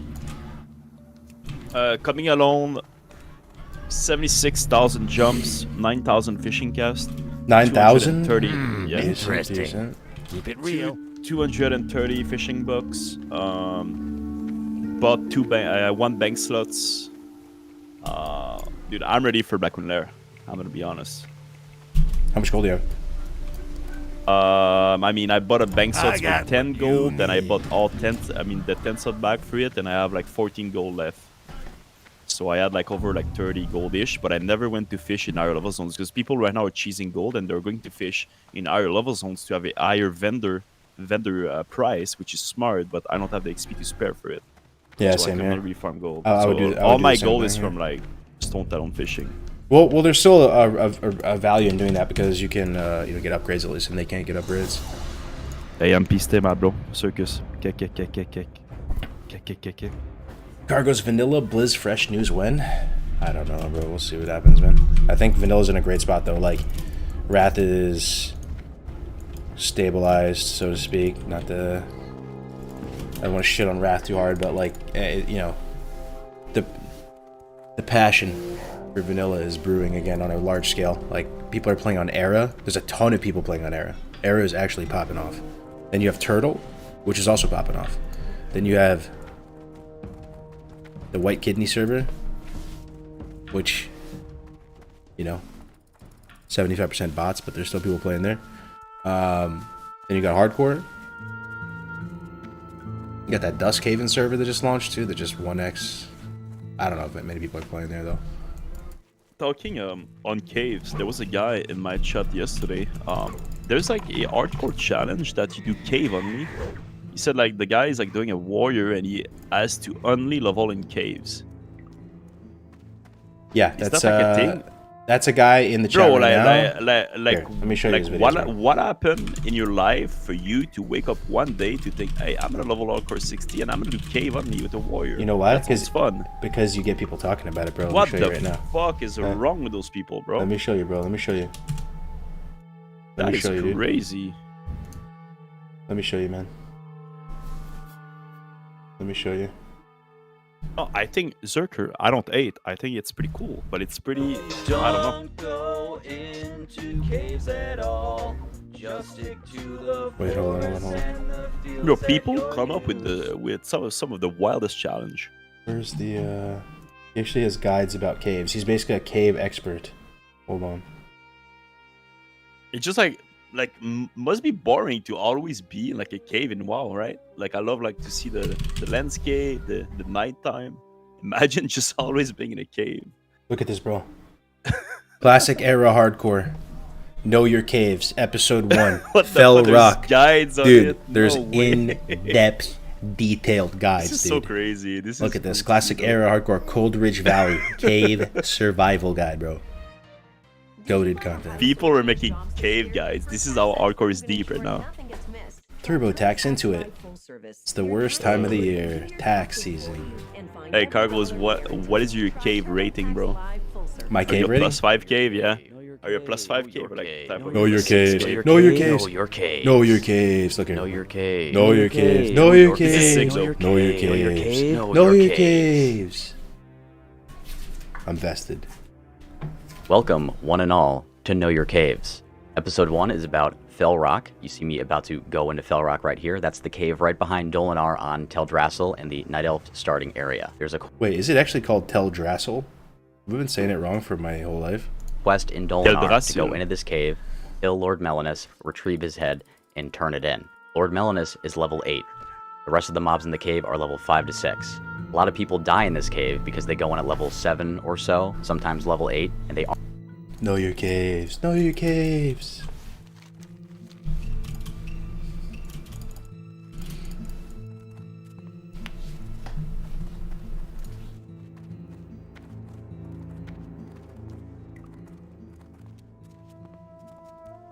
I use an Amazon's Basics mouse. That's the cleanest, leanest mouse I've ever owned.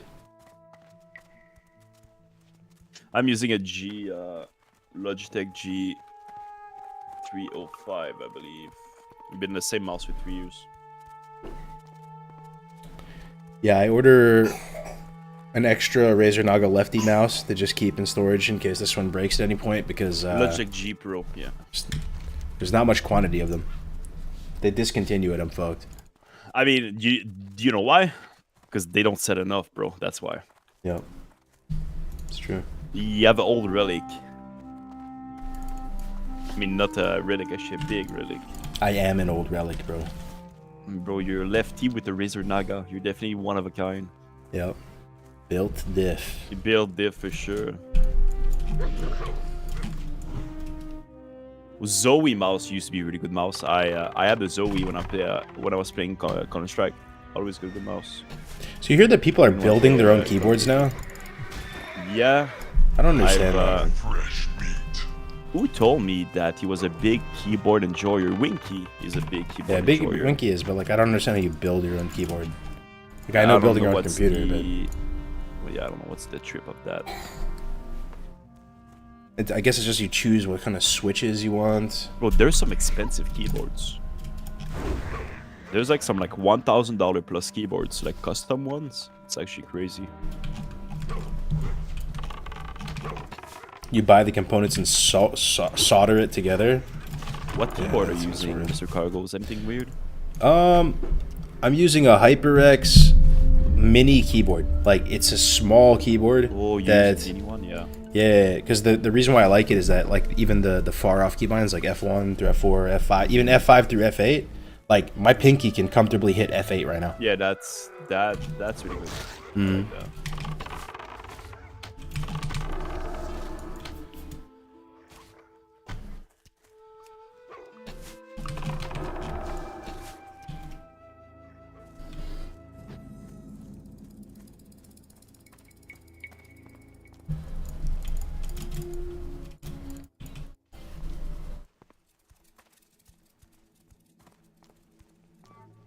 Ooh, look at what they're cooking up on the stream, boys.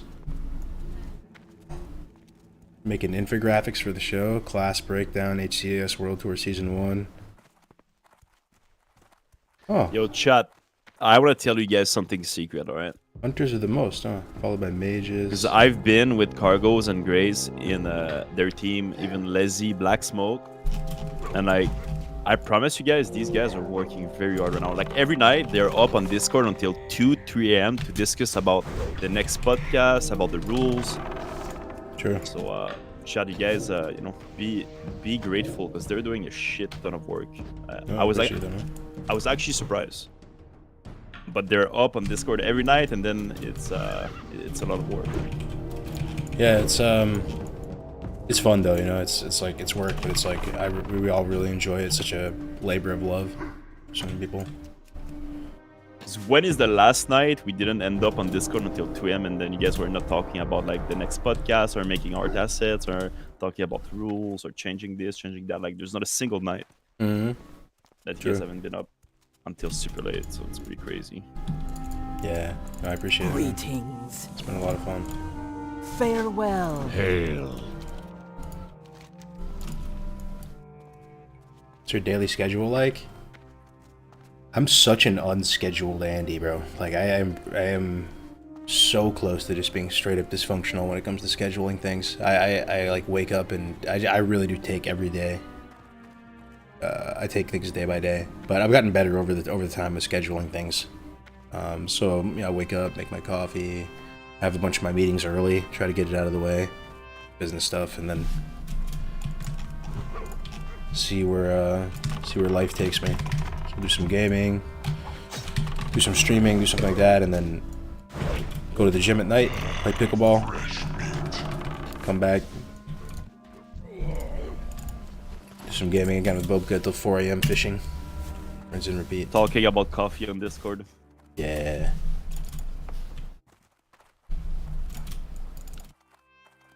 When you get a chance, peep the Discord message I sent you. Here, bro. What's your Discord name, Quake? Discord has a new feature now where it puts everything into message requests, so it's like the messages don't really go through anymore. They all get stuck in like a purgatory. When did you change your stance on pickleball? Honestly, bro, after I tried it. It's still obviously like budget tennis, but it is super fun, man. And there's something very satisfying about hitting a pickleball and like just the vibe, everything, man. It is really fun. Not gonna lie.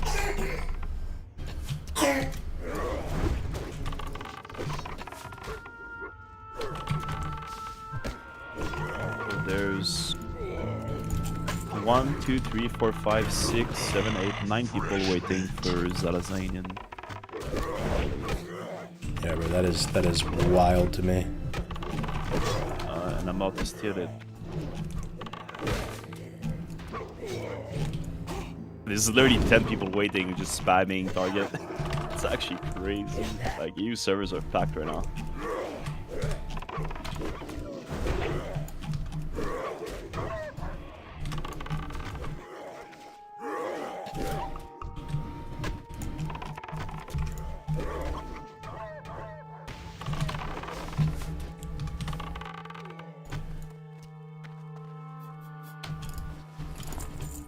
I love farming these Grim Totem guys. They're so squishy, man. You just massacre them.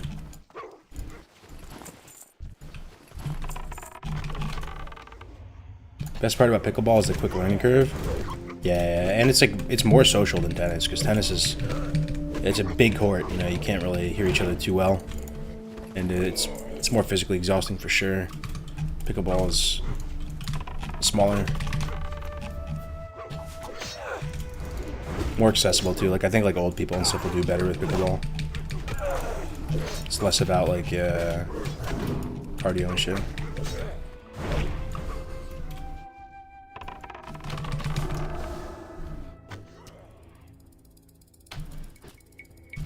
What's the highest level you got to on hardcore? Oh, I got to 60 like 4 times. Maybe 5 times. I don't remember.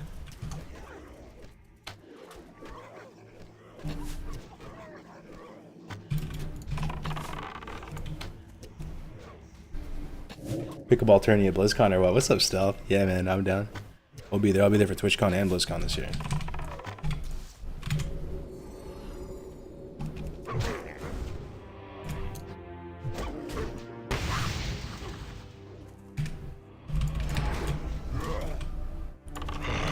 Fresh meat. God damn it, he killed my pet.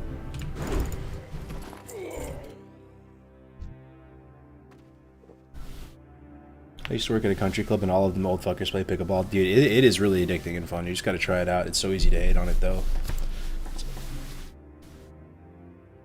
Especially with all their terms, bro. They have weird terms. They call the front part of the court in pickleball the kitchen for some reason. It's like,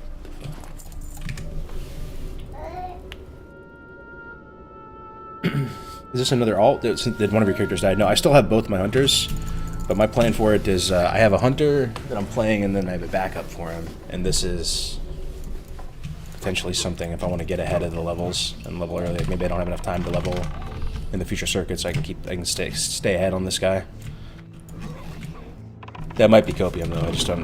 I'm just leveling a backup.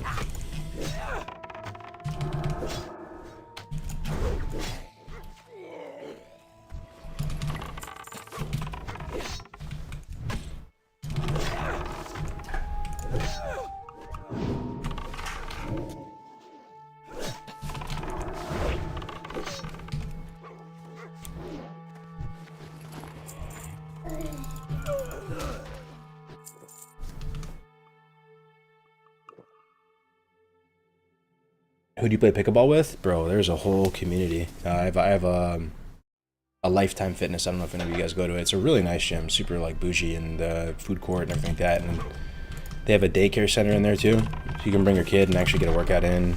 And they have like every day there's like mixers and fun stuff to do. They have a really strong pickleball community there. People constantly coming out every work.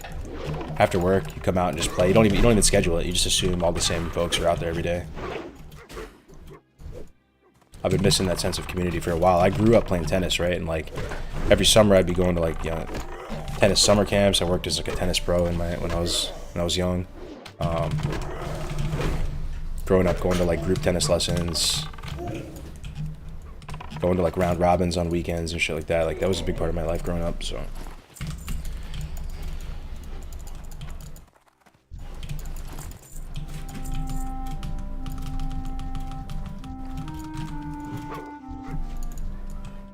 Lifetime's a little pricey, but good. Yeah, it is definitely like a little pricey, but the daycare is kind of OP, man. Because daycare is pricey. Daycare is just nuts.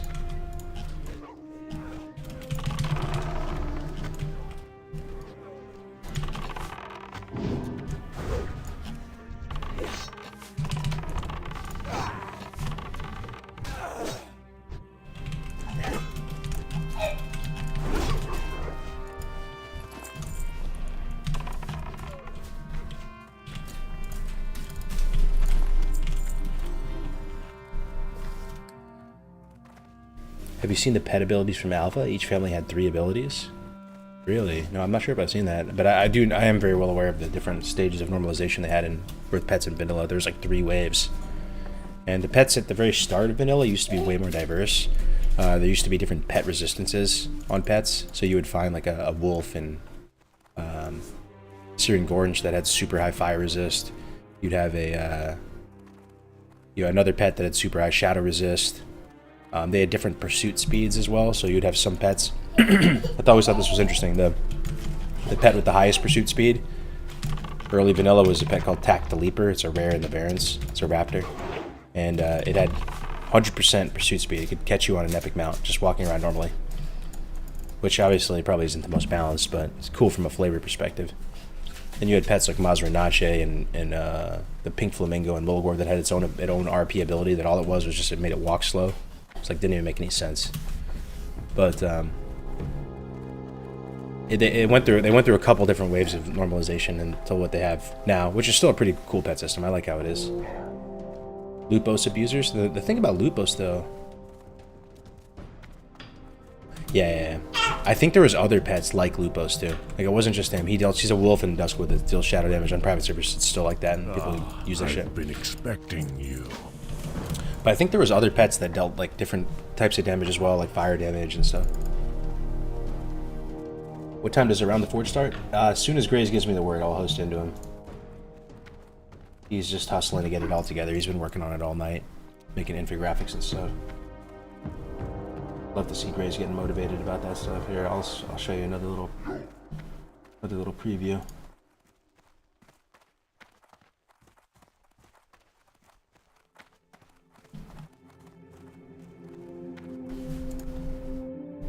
Working on stuff like this. Professions Breakdown, HCS World Tour Season 1. 3 Blacksmiths, 61 Alchemists, player count, teams with at least 1. And this is updated with way more teams now. Tailoring, leatherworking. They're going pretty try hard with the show. Try to put on a good show for you guys. Man, our team logo is sick as fuck. Wait until everyone sees it. Which team are you on, Beepo? What is your podcast called? It's a sports cast for this whole league. It's called Around the Forge, and we're on episode 2. Episode 1 went pretty well. They put all the teams into a tier list. Did some introductions, kind of an orientation. This one, I have no idea what they're going to cover on it. I honestly have no idea. What's up with the music coming in this way? Twitch bugs out a lot of the time. If you just refresh, it sounds all distorted for you, right? If you just refresh, it should fix it. Survivors of the Thunderdome. Oh, you still gotta register. Oh, dude. Yo, I That have is a question badass. about that actually. What's up? Chat, if you're a team that has not registered yet, press 1. Is there like a lot of teams? If you're planning to, I'm just curious because we're talking about like how many more teams will sign up last minute. there a lot of last minute people still? That's a good question. I don't know. That would be curious. It's really cool though that there's at least one. So we have 34 teams coming. So there's Vipo team. Ooh, Some people procrastinating, so maybe 3 teams. Yeah, there's still plenty of time though. I mean, if you made a character today, you'd have 3 days to get to 22, which is not bad. Possibly 4 people, maybe 4 different teams.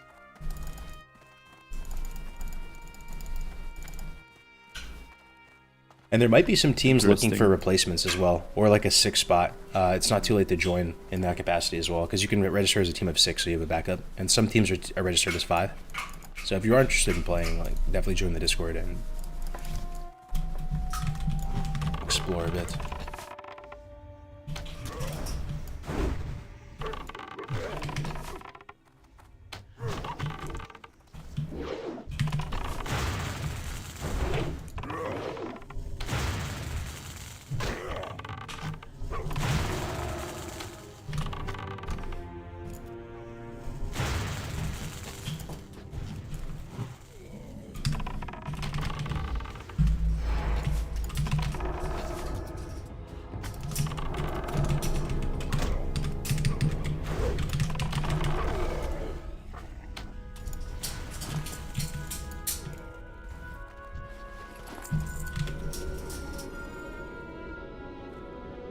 Random question, but do you have any VODs from when you leveled initially in Classic? Maybe, bro. They'd be on my YouTube, because I've restreamed on YouTube and Twitch for the longest time. But if you went super far back in my live stream history on YouTube, it's probably still there. I think Twitch deletes stuff after a while, though.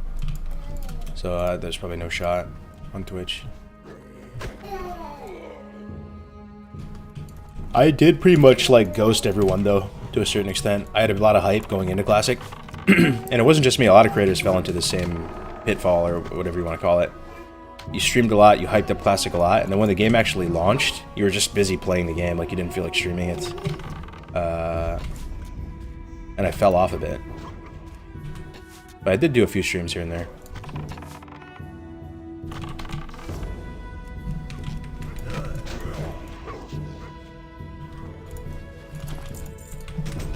I've just been watching through old vanilla launch streams and it's been lit.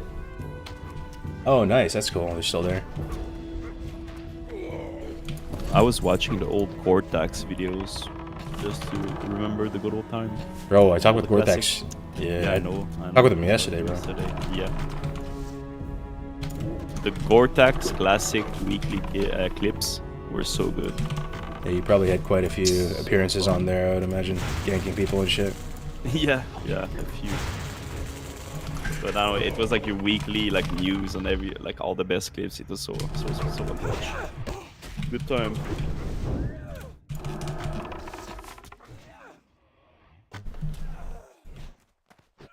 Level caps make you feel it's Warsong Twink Bracket all over again. Yeah, I don't know how I only pick these levels, but it's been fun, dude. It's been fun. 22, such an arbitrary level. Like, why 22 of all things? Why not just 20? Why not 20? I guess they just thought about the highest level dungeon and made it so it's X number of levels below it. Makes sense.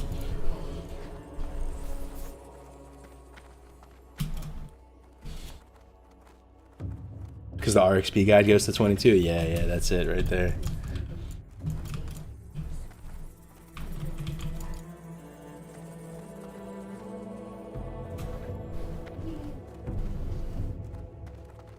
Yeah, boy finally got a pair of shoulders. Grats, dude. What'd you get? What'd you end up getting, Gordon? And they're level 25, rip. Ompy thinks you're not going to be able to get to 25 in the circuit. I don't know, though. With all the quest turn-ins and everything, man.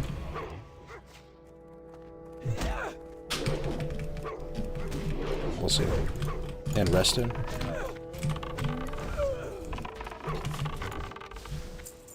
I think you're gonna be like 24, like 0.6, 0.7 when we did the math.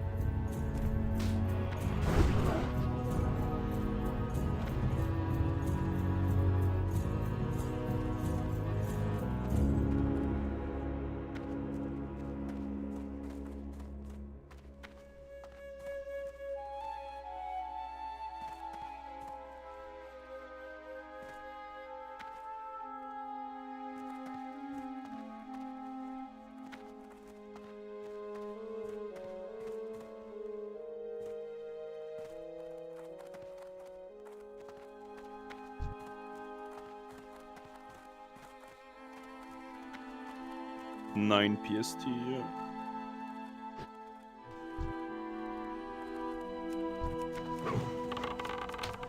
Yeah, but no matter what, tomorrow night we have our meeting tomorrow night.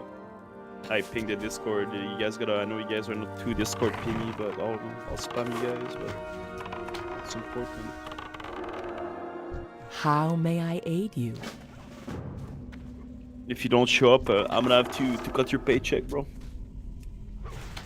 Yo.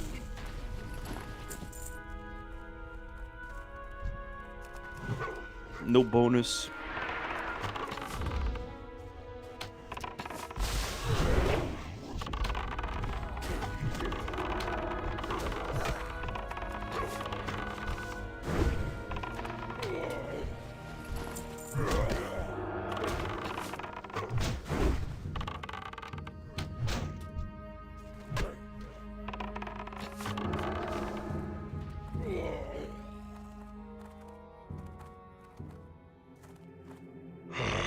Fresh meat.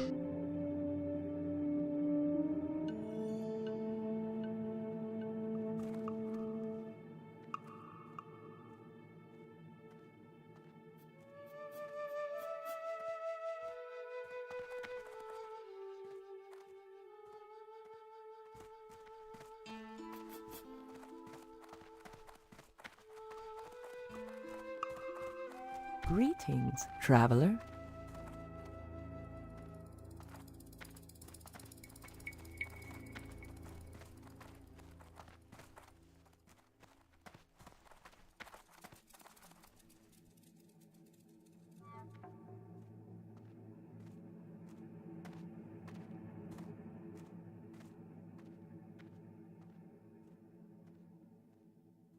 Well met.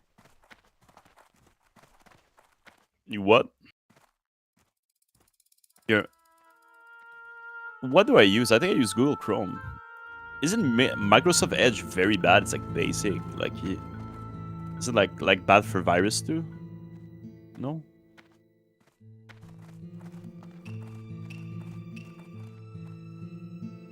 Really? Yeah, Chrome is a big bandwidth eater, right?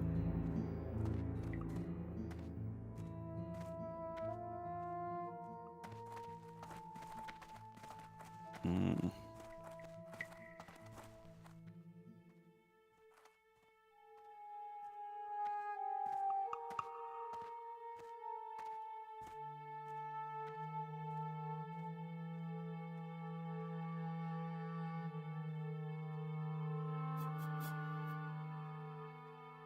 Wait, bro, I think you're muted.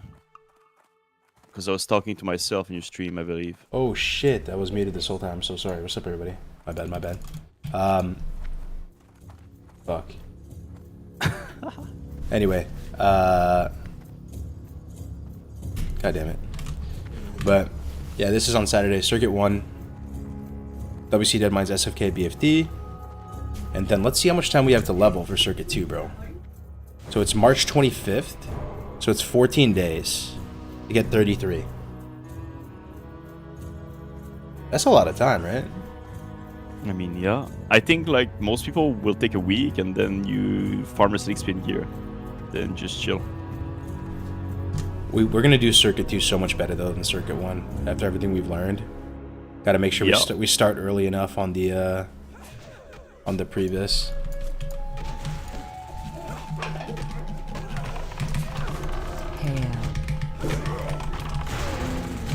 Oh my fucking god, I failed this quest. I'm so fucking bad because I was looking at that PowerPoint. God damn it, bro. Delete, remake it, bro. That's it, man. Why is that why is it so flimsy? It died to like a couple melees, man. What is that NPC? Oh.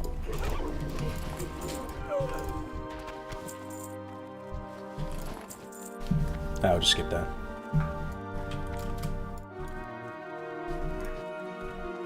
Well, I didn't even kill Grundig. Might as well go back then.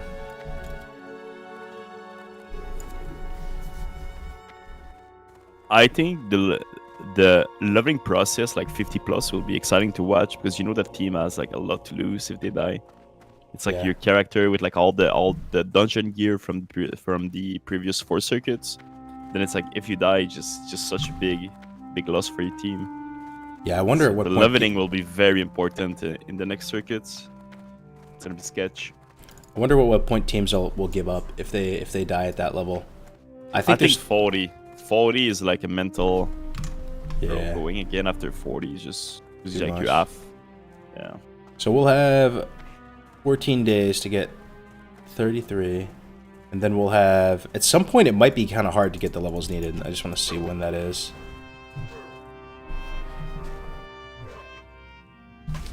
Hold on.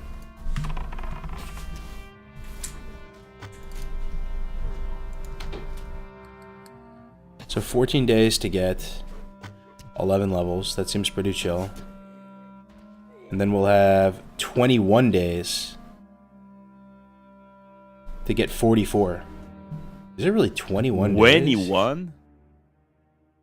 Wait, is there... I'm so sorry for my ignorance. Does March go up to 31st? It does, right? March 31st. Or is it 20? Yeah. I think it's 21 days, bro. 21 days is a time. lot of time. You get the 44. Bro, And then imagine it'll all be- the fishing in 3 weeks. Sounds like a fun time. Sounds like content.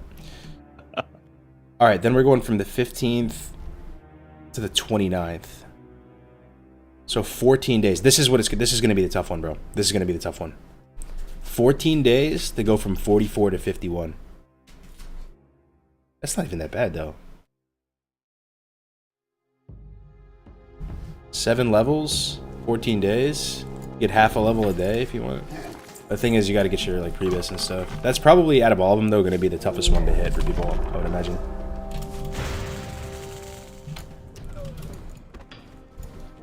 True burning, you're right. Is the time gap different because there is a dead mines or a wooden cover there, or why is there a 21 days? Yes. So, on the dungeon draft side of things, Yeah, there's a dungeon draft. Oh, makes let's sense. see.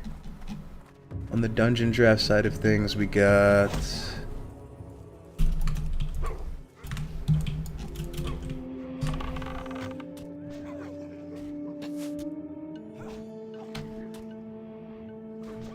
This is this weekend, March 11th. And the weekend after is RFC. Dude, I think there's going to be huge participation for RFC because we've been promoting Allstars a lot, but a lot of people just don't have teams, right? They don't want to commit. I wouldn't be surprised if there's giga teams playing in this RFC.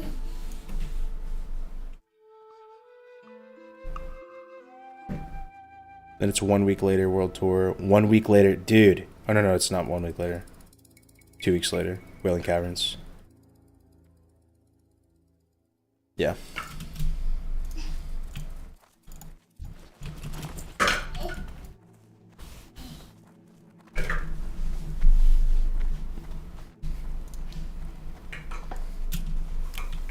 Are there many people playing on the hardcore server? I was wondering if it's difficult to get groups or instances. No, there's so many people playing on the server, it's almost too many. If you pulled the average hardcore enjoyer, they probably would say that there's too many people playing right now, and it's actually like dampening their enjoyment. The servers are too packed. Rested XP on WoW Up is your add-on? Yes. What do you think about Shaman in Classic? Shaman is fantastic. Shaman is a super in-demand class. Strong in every regard, PvE, PvP, there's a lot of stuff to look forward to.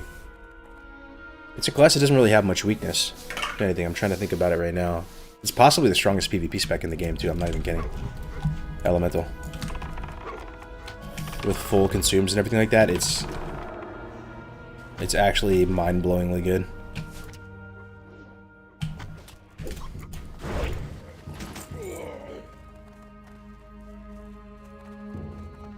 What do you think about the dead zone? Do you like the change in TBC where they made it smaller?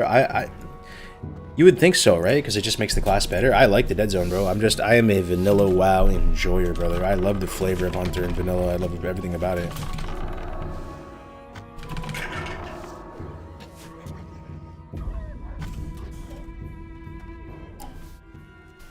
In Wrath, it's really weird, bro. In Wrath, you don't melee ever, pretty much, is my understanding. Because you can shoot them if they're, like, right in front of you. You just have to spam your auto shot, like, hard enough. It's strange.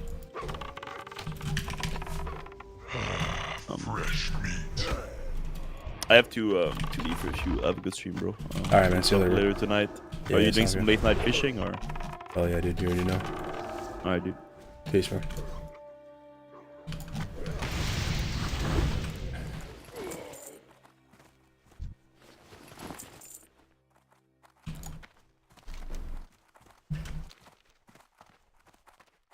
Have they announced a new SOM? No, they haven't. A lot of people speculating, though. Hunt became too easy mode with no dead zone. Gotta respect that Tauren model plus distance. Yeah, I never played a Tauren Hunter before. But I always found that cool that they get the extra range. At what level range does it get noticeably less crowded? For me, it looks like it starts to clear out when you get to Hillsbrad. I think like 1,000 Needles, Hillsbrad, a lot of the hardcore people they don't make it that far. So the zones start to open up again. But trying to do any of the quests in the low level zones is brutal right now. Everything is contested. What is this UI? I can't? Isn't this an extremely normie and straightforward UI? What's wrong with it? Just some dominoes, bro. It's a pretty vanilla UI right here.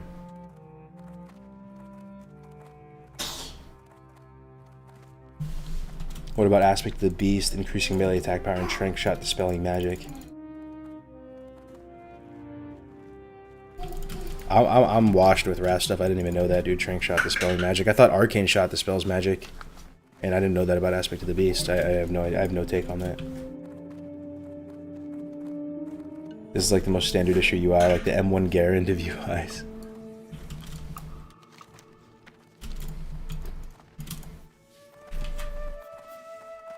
$18 did the alt die, or are you leveling a third? Yeah, I'm leveling a third right now. I'm not sure what else to do. My other characters are pretty much good to go. Check the potions real quick. I'm prepping to finally make my first attempt at the hardcore challenge. Kept getting distracted by other WoW projects for a long time. Welcome, man. What are you gonna play, Kinex? What's the PvP server for Era? White main cluster. And for EU, someone will know. Firemaw?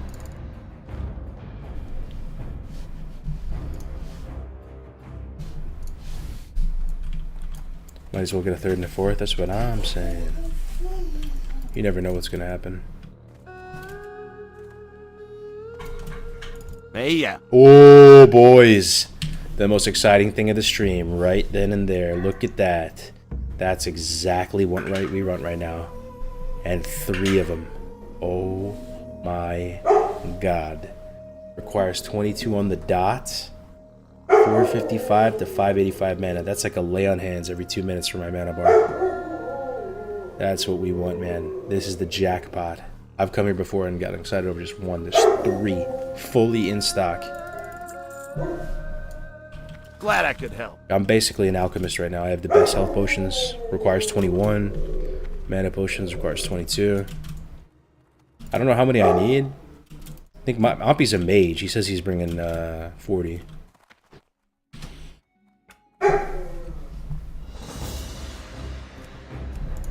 Look at my identical little hunters here.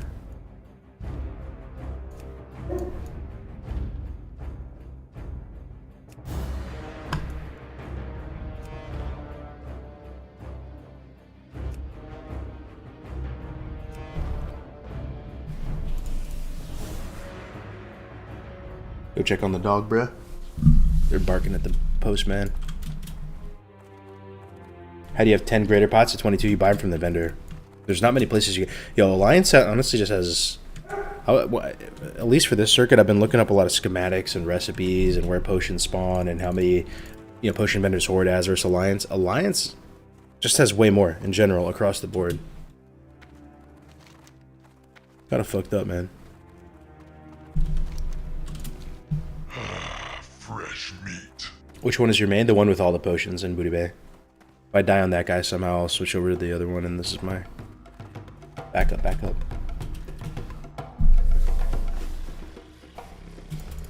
Because Horde is easier in every other way. What is this alliance propaganda?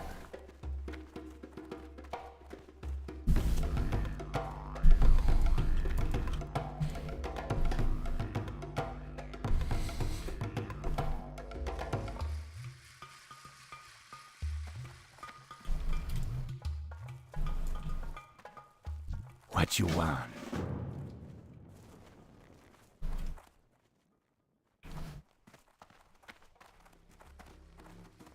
Got a good one in Dust Swallow's word. You pots and scrolls from the vendor. Dust Swallow, eh? Dust Swallow. Trying to think what potions they sell there. It's not the 22 tier potions, is it? It's got to be the one above it. What kind of potions do they sell there? Genuinely curious. I know Dust Swallow is pretty nice. They sell Big Stick there and a few weapons.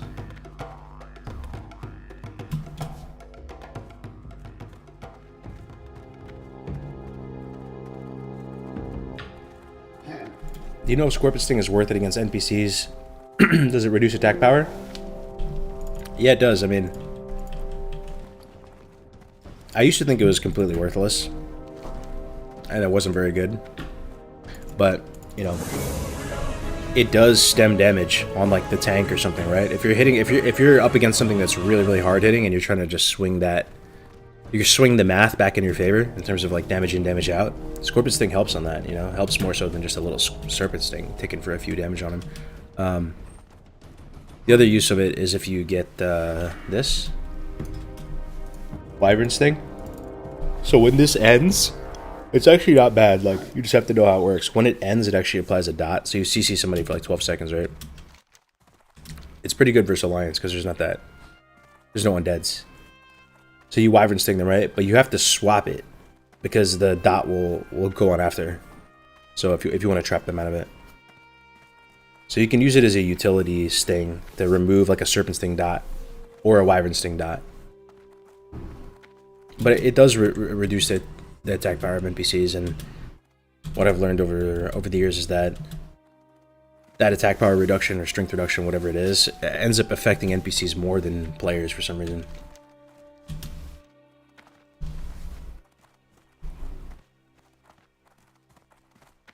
This wall march is the 35-ish level range, but you can get the first aid book there. That's right. Healing pot? So, the lower level healing pot. Yo, should we kill Basilith? No, we can't. You know why? The net, man. That is too strong. That's what killed Guzu, isn't it? Yo, great gem with the tier 1. Whoop whoop. Thank you so much, man. I really appreciate that, bro. Hope you're having a great day. Thank you very much for the support. Welcome. Wyvern Sting needs buffs in combat use. 1 minute CD and undispellable. In combat use it would be nice for sure.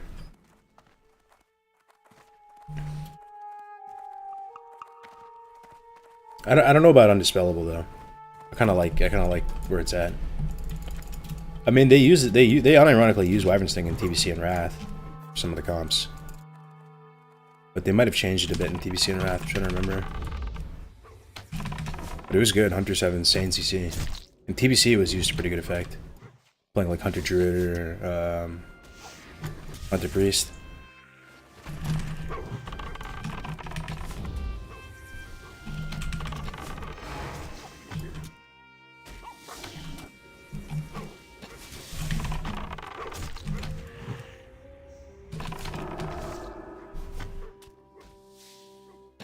What spec/talents are you running for the first circuit? I was torn between going Beastmaster, similar to what I am right here. I would basically go, 1 point into Revive Pet. If you wanted to go super sweaty and you're really confident that in your pet management and you're not going to let your pet die, you don't even need these points. You could get some health or something. But going Imp Cheetah and pulling stuff into the group and being, almost playing the role that you do in a raid, where you're just fishing stuff back into the melee meat grinder. That was one thought process. The other thought process is going, man, Hunters do a lot of damage at this level and I'm pretty well geared. I'm going to do the opposite. I'm going to let Tactics pull. He's a speedrunner, he can set the pace. Bobka's a speedrunner, he can set the pace. I think Bobka's guild has like the top NA Ulduar speedrun right now for 10, I believe. Let them set the pace, and I just sit back like a howitzer in the back line, just pumping damage multi-shot, and anytime I break combat for a second, I like spam drink. I drink walk as much as possible, and I just focus on damage. And if that ends up being my role, which that's where I'm leaning to these days, I think I'm gonna go that direction with it. I'm gonna go aim shot, and then you basically have all the tools to do normal hunter rotation with aim shot. You know, and I'll have dynamite as well. I might as well be in fucking AQ40 pumping or something. Same rotation, same everything.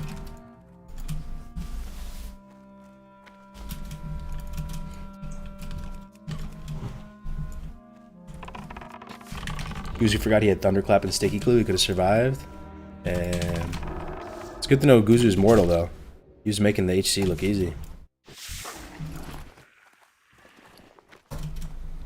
Same with Graze, man. I haven't seen Graze die in a while. I can't believe Graze died on Druid, dude. Graze died on Druid? Insane.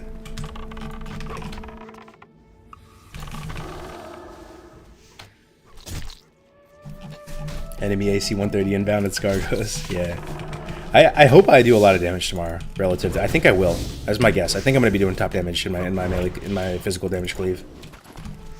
I feel like I have pretty good gear. I have pretty damn high level dynamite. I have all my tools on marks. I'll have a good amount of crit. Right? I'll have 5 crit, aim shot. The agi goes further at low levels. I don't think I'm going to be top damage forever, but in the early circuits, I think I'll probably be top damage. Then by circuit, even by circuit 2, honestly, I'm probably not anymore. Because we'll have Wind Fury by circuit 2, I believe. The Wind Fury totem's what, 32? You get Wind Fury at 30, but I think the totem's at 32, so we should have that for the next circuit, which is, maybe that's why they chose 32, to help Horde come online. But yeah, it'll probably be over for me by then.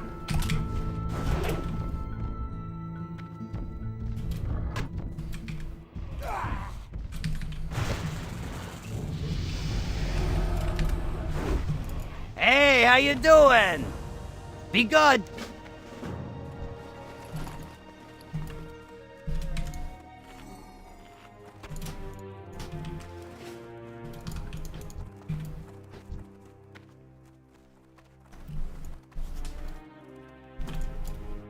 Oh, totem is 34? No, is it really? No way, dude. Are you serious? Holy fuck, dude. Are you serious? Wind Fury totem's at 34. And the next circuit's 32. That's so bad. 33.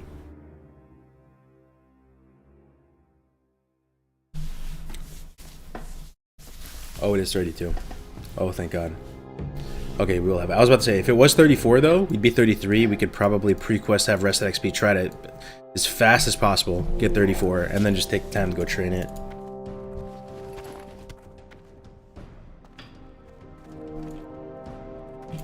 Air Totem 30, Wind Fury 32. Okay.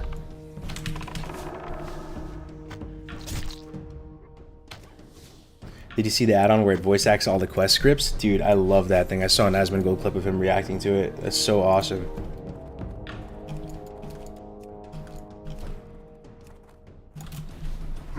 It sounded really good. Have you guys seen it? Maybe you guys haven't seen it. I can pull it up real quick. Yeah, react Andy for 30 seconds. Wow, voice acting AI. Crest 3D White Professional.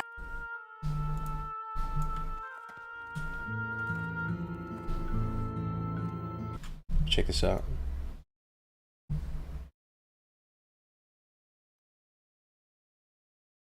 AI makes all WoW quests voice acted. Wait, what? Really? Oh my god. Let me look at that. AI is getting scary strong. In order here, I'd like to ask you.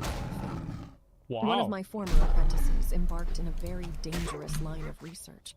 She journeyed to the East Sanctuary. And I guess this is going to be all of the quests. And yeah, that's close enough. I would say this is good. One more request from Lord Salthoril concerning supplies for his party. Do I look like a party planner?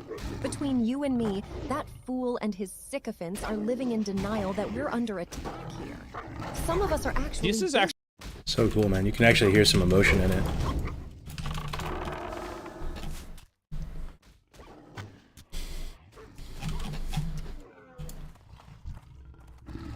It could be a gimmick, though, you know? Could be a gimmick. Like maybe they only did it for a couple quests and they're like showcasing it like it's for all quests and that it's a powerful AI thing, but they only did it for like 20 quests in reality. Who knows? Which is 34 then? It's something totem related? I don't know, man. Not better than Gray's. Yeah, Gray's ended up doing a pretty decent job towards the end. It was cringe at the start though. Can't believe he went on an RP arc, dude.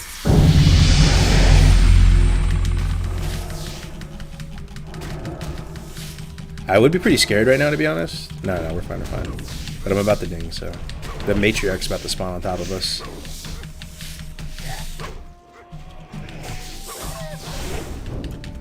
Or not.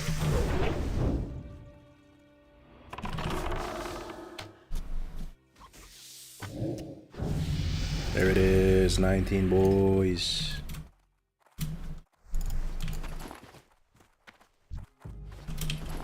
Check this vendor over here, maybe buying executioners.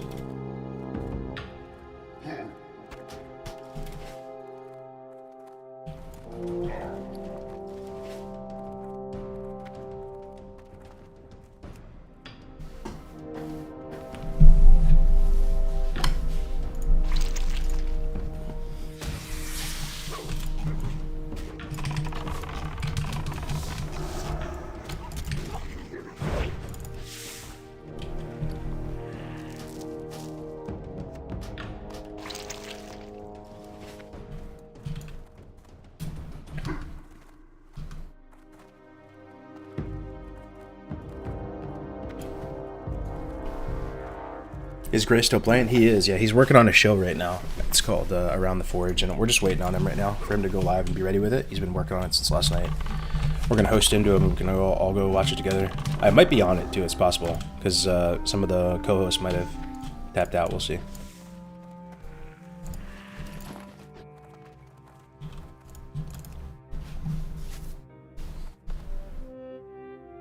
No, good to see you, Deeks.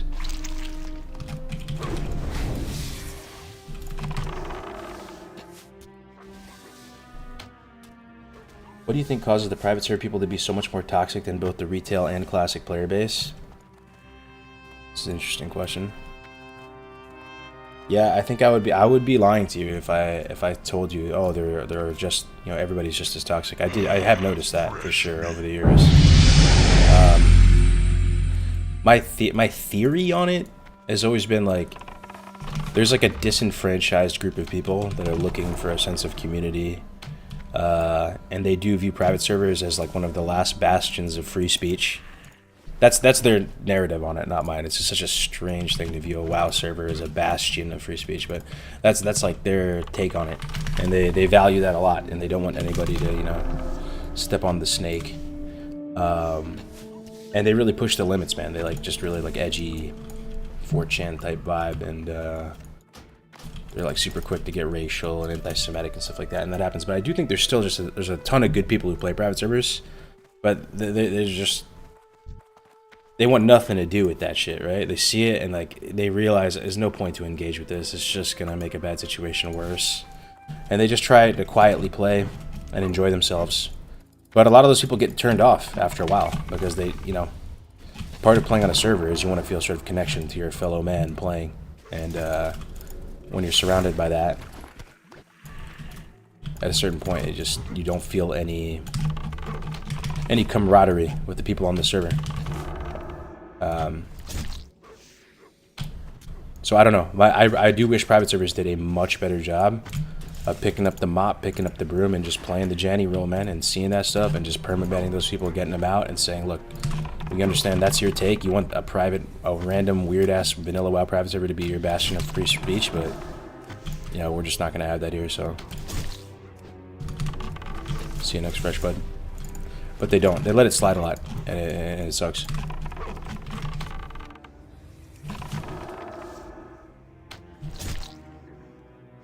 The White Kidney server did a good job until Wall left. Yeah, it was still kind of bad, bro. I'm not going to lie. It was still pretty bad.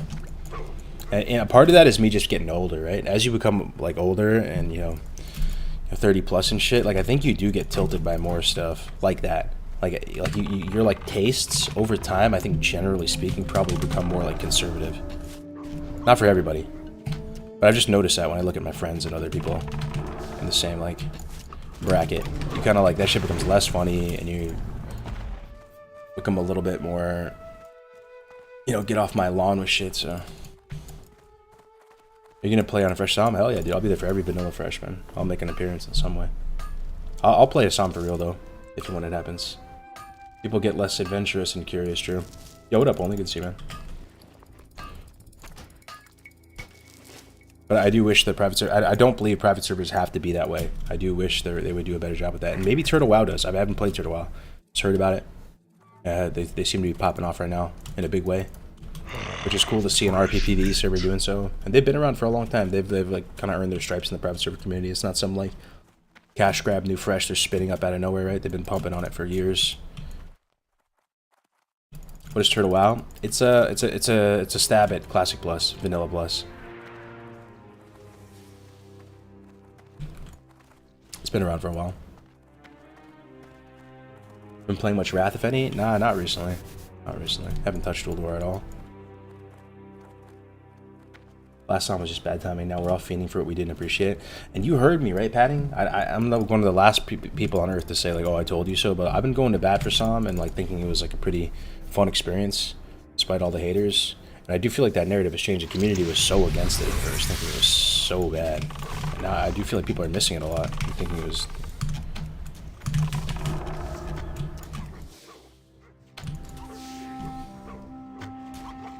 I skipped my guild's 10-man hard mode where I run last night to keep working on my HCS tune. Attaboy. That's what's up, table. Old War was cool the first couple clears, but I got old real quick, was way overhyped. That's the case with all the raids, same story. It's almost like you just need to change the approach on the game if you're unhappy with that environment. Some people just enjoy that environment. They like the raid and gets a little stale, then something new comes along. But it's like that, you know, expression, doing the same thing over and over again, expecting a different result. It's like insanity or something. That's what comes to mind. And I learned that about myself. It's like, I honestly don't think I'm playing Classic Kata, man. If they do Classic Kata, I don't think I'm playing it. I don't think I'm even gonna touch it at all. Like, I'm not gonna go cat lick a hype guide making Andy, like, I don't think I'm even gonna try. I tried with Wrath, and I did enjoy my time in Wrath. Like, I'm not trying to be too much of a hater. Wrath was fun, man. And I get why people play that version of the game. I get why the Warmane people love it to death. It is a good version of the game. It's super fun. But like, if I had to just choose between Wrath and Vanilla, my like allegiances are to Vanilla. What would you play in Psalm? Hunter, Lock, War? Bro, I still don't know. I'm tempted to just go Hunter and Psalm though, man, because I've said it a million times before, but the quality of life playing a Hunter in Vanilla is just so incredibly high. If you just got laid off, got out of a relationship, you're going into Psalm 2, you have a blank canvas, maybe you retired early, you're a crypto gazillionaire. Yeah, play Warrior, man. Rank to 14, have a great time. Have a grand old time. Knock yourself out, be the Giga Chad you deserve. But you can get in there with a Hunter, get your money's worth on a Vanilla playthrough, have a ton of fun, hit all the raids, get sicko gear. Don't have to be that competitive with the people in your class. There's only a couple Hunters in the raid, and you all just are pretty chill with what gear. Good in PvP, good in PvE, gold making, leveling, you look cool, you are pretty useful. You buff the warriors, so they're always going to keep you around.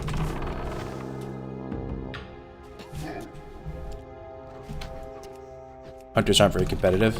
They can still pump though pretty hard though. Like that's the other thing. Like a good hunter with full consumes, especially now that like the Jujus affect RAP and Fengus Ferocity affects RAP, you can pump pretty hard, and you know you'll be pumping harder than a warrior without world buffs, for sure. Get Leaf GG well played. Yeah, the Leaf is not bad. You can, I mean,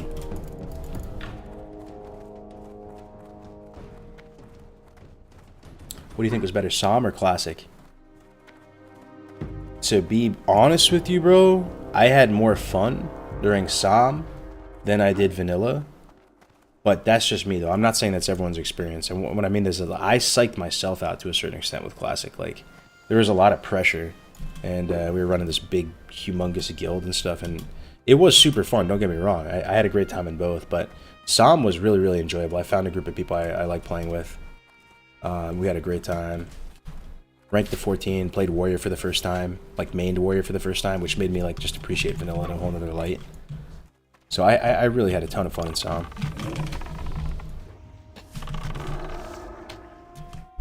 It's kind of like you do things better and more towards your taste with each playthrough.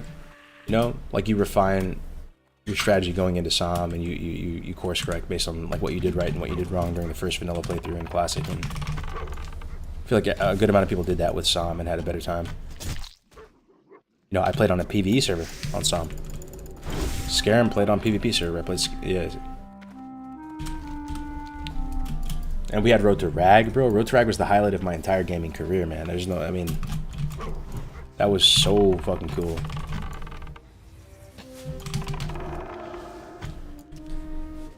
Scarum gang? Yeah, you were there too, for stealth, I remember. Yo, get this huge, bro.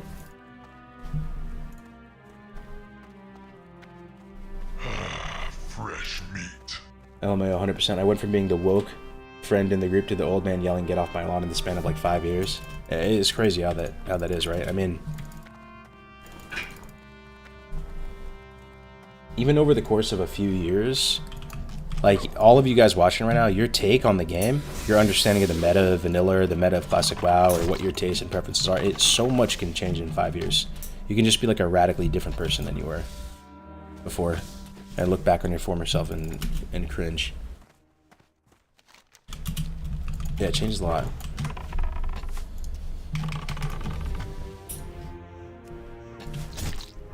You think the faster XP should be reverted for Psalm 2? I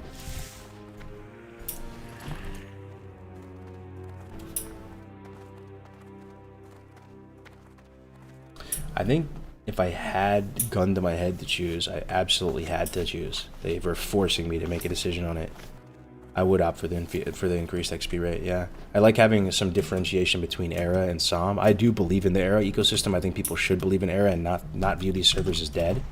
And see them as, you know, this is the alternative to Psalm. It's always going to have a pulse. You're going to play there in the off-season. Like, that's 1x original values. You know, it's always going to be there. And there's always going to be players to play with there. It's not dead. And Psalm is a little different. If you make them too similar, it may, you know, lose the effect of being some seasonal different thing. But trust me, it's not something I feel super like passionate about. Like, if they do 1x values, maybe it'll just be better. Like, I like leveling on 1x too as well. I like the pacing of it.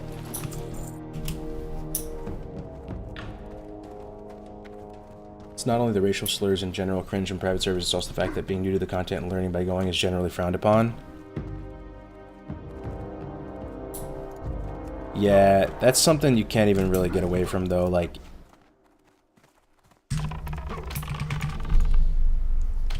I feel you. I feel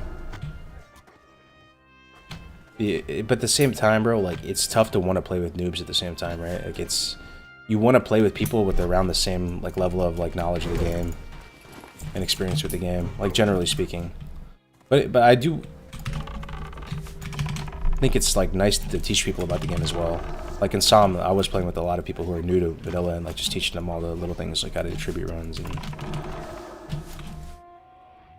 you know, how to get your like bow quest and stuff. Like there was a bunch of hunters in Psalm that were new to it, and that was fun. At a certain point, you got to give back too and get new people into the game.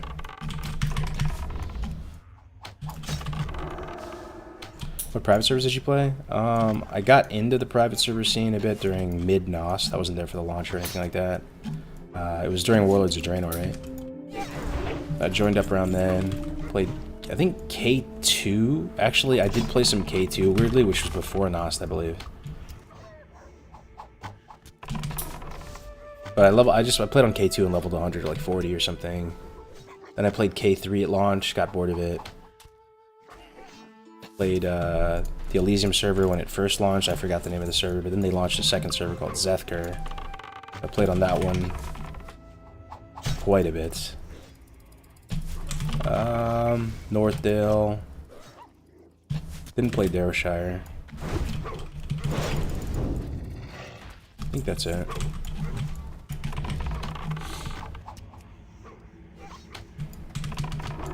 Oh, I played Everlook too. Yeah, I played that recently. Yeah, I got to 50, 58 or 59. How often were these servers coming out? It'd be like every year. There'd be like a fresh or two, like pre. But but the craziest thing that when I look back at the private server times, and some of you guys who joined like later, it might be hard to even conceptualize this, but I promise you this was true.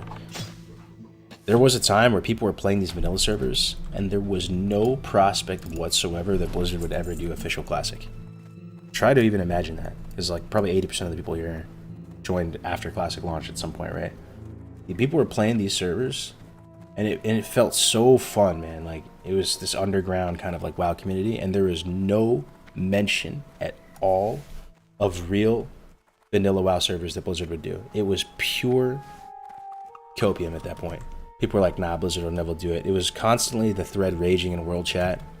It was constant what people were talking about. Every BlizzCon that would go by, people would be like, dude, I wonder, are they going to talk about legacy servers? I wonder if this is it. And it was like that for years. And then one BlizzCon, it actually happened, bro. Just like out of the fucking blue. It was insane. Fresh meat.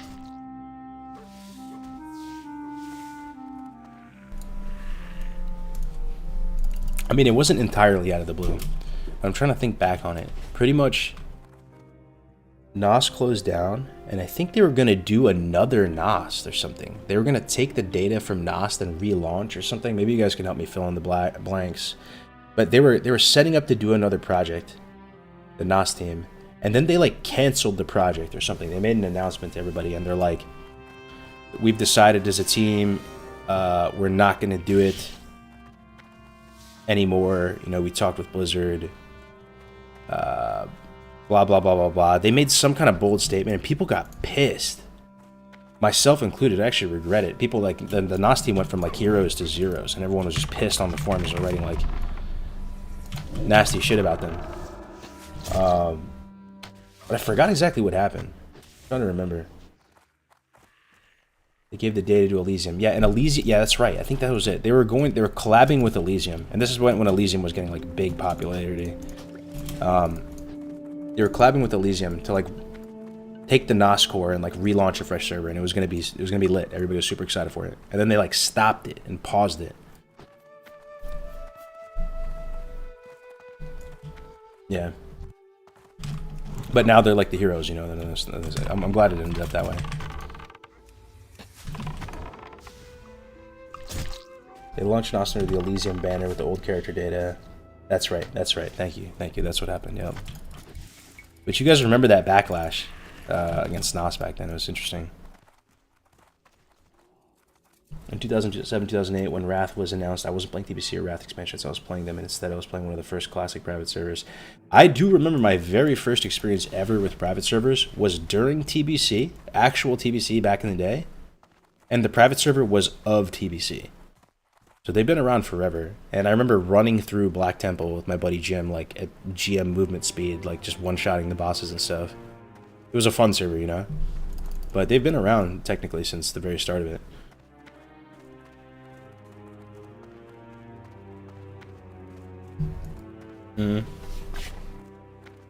How can anyone play Classic indefinitely for 15 plus years? There's really not that much content. I mean, dude, I feel you on that. Like, it's hard to explain. It's hard to explain. There is content though, but I don't know. It's hard to explain because I feel you. It doesn't make sense on a surface level. A static game. How could you possibly play it for so long? You just can because it's just fun, dude. It's kind of like what it comes down to. And like I promise you, like that you do still somehow learn stuff every week, every month. You still learn new things about the game. And there's very few people on the planet, I believe, that can really say, like, I really just beat vanilla. I did everything there is to do on it. Because there's so much. You can just run it back on a different class, a different character, do things differently each time. And the thing, the way you have to look at it, IMO, when you think about vanilla, you think of it kind of like as a giant game of Dota. I've made this analogy multiple times, where you think of it almost less of an RPG and like single player story type of thing where your character is progressing, blah, blah, blah, blah, and more of like a really long game of Dota. And, you know, it's fun to run back a game of Dota, try it again, do a different build, approach things differently, different strategy, go alliance, go horde, different champion, whatever. As opposed to what I think is like the more like traditional way to view WoW, where it's like an RPG where you continue your character, you really shouldn't reroll alts, and that's like the cultural difference between like the fresh Andes with Classic and the private server Andes. Wanting to run it back, not being too attached to the characters, viewing it as this game that can be replayed, as opposed to like something you complete one time, you're checking the box. Crazy how a 2004 game is still the deepest, most detailed MMO out there. Yeah. There's a chance we're all just batshit crazy though. Like, and we literally got brainwashed when we were kids. Like they fucking hit us with the gas when we were kids, and it was just over. But I hope it's not the case. Like I really do think the game is great.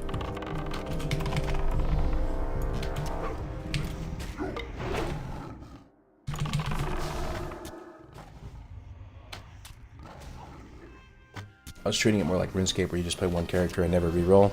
Yeah, you view it as like a skill set, as cringe as that might be. Like, you know, oh, I can't wait for the next fresh. I'm gonna run it back so much better, man. I'm gonna do it faster. I'm gonna do it better. I'm gonna, you know, roll with my guild again. We're gonna do. I don't know. There's a whole like culture to it, and it is really fun. And looking forward to the next fresh.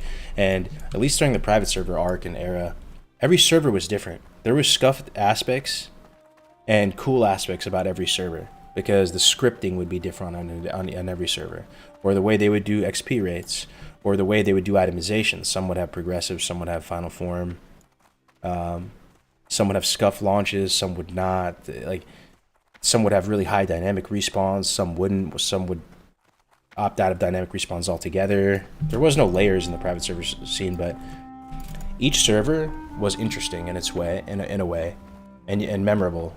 And being able to share stories about like what you played on X, Y, or Z server. It was really fun. I mean, the whole ecosystem was really fun.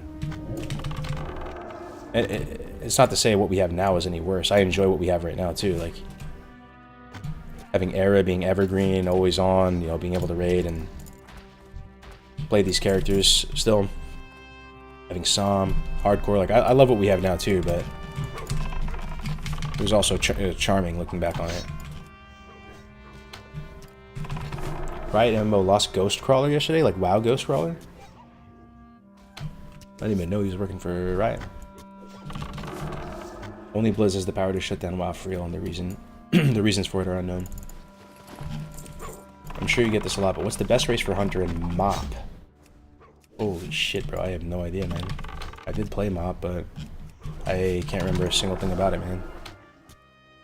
I remember going on that like budget Isle of Keldanas and doing dailies there and getting that black cloud serpent. Remember doing the pet battles, no cap. Face rolling people with triple Anubisath idol in pet battles. I remember doing the that Vault of Arcaban style raid and doing the Siege of Vorgrimmar. Oh, I couldn't tell you the first thing about the meta, bro. I completely forgot.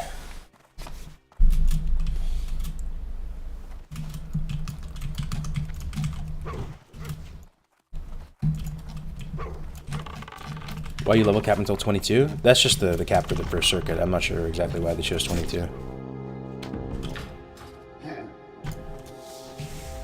You made a third hunter? Yeah. Not sure why. Let me check Booty Bay for potions. All good, thanks for trying. Oh yeah, no problem. Sorry, I wish I could help you out more. But Alan Adham left Vanilla in 2003 and it launched beautifully, so maybe directors leaving is not a big deal. What monitor are you playing on? Are you enjoying how ultra wide plays with WoW? Yeah, ultra wide is really nice, man. It's really nice.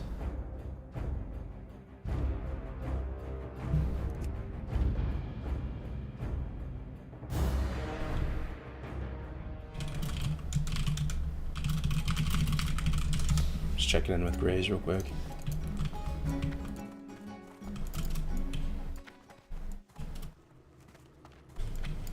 You want to see the gear on this guy? I know a lot of you guys have been through it a bunch, but there might be some new folks here who might want to see the gear. I got what This is what I'm bringing in on Saturday. There's really nothing else I'm upgrading. This is it. We're done.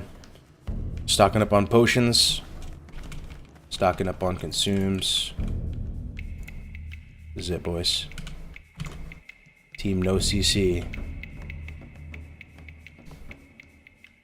This is what I'm bringing to the table. Damn, Booty Bay is beautiful.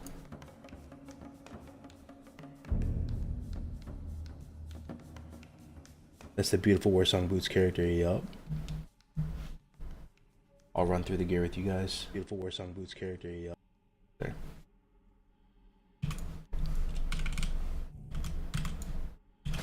Alright. So in the headpiece slot, we have green tinted goggles. Tier 2 NG goggles, 8 stam, 7 spirit. Best in slot would technically be the fishing competition goggles, and quite a few people do have that. The NPC is bugged on EU, it's from my understanding, where he just keeps respawning. And I've never done the fishing competition, so I don't even know what that means. But a lot of people ended up winning it. But as a troll, spirit is pretty nice. You know, it affects some sort of like cash flow of resources because you get the in-combat benefit from spirit. Especially at lower levels, spirit is even more impactful. So that's the headpiece. Shoulders aren't looking too great at the moment. I had the Bish shoulders on my other hunter, but nothing dropped on this guy.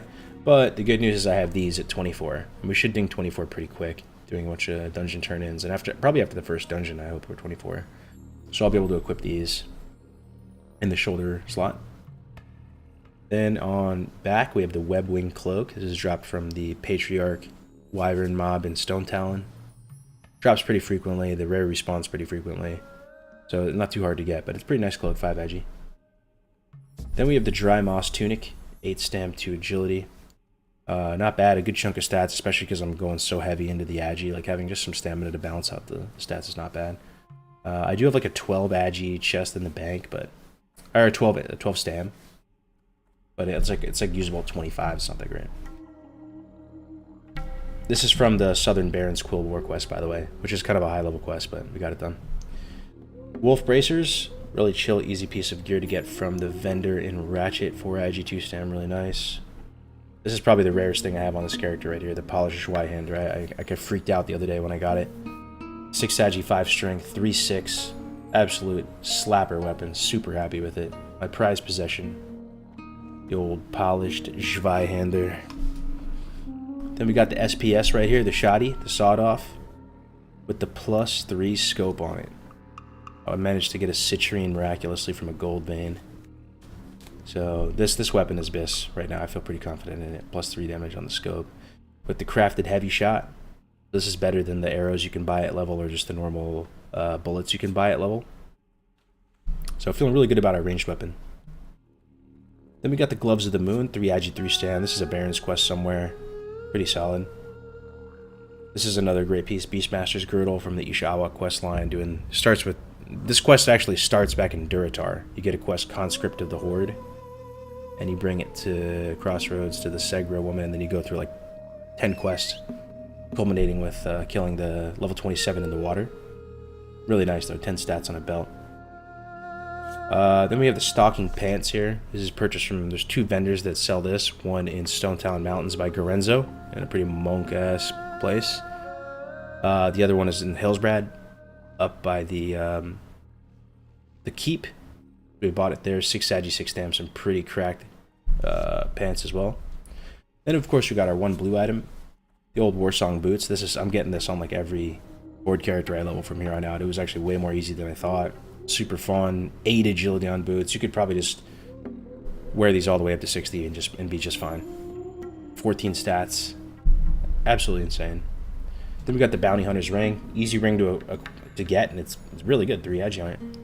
So that's from Counterattack and Barons, doing the quest where you kite the Warlord, whatever his name is.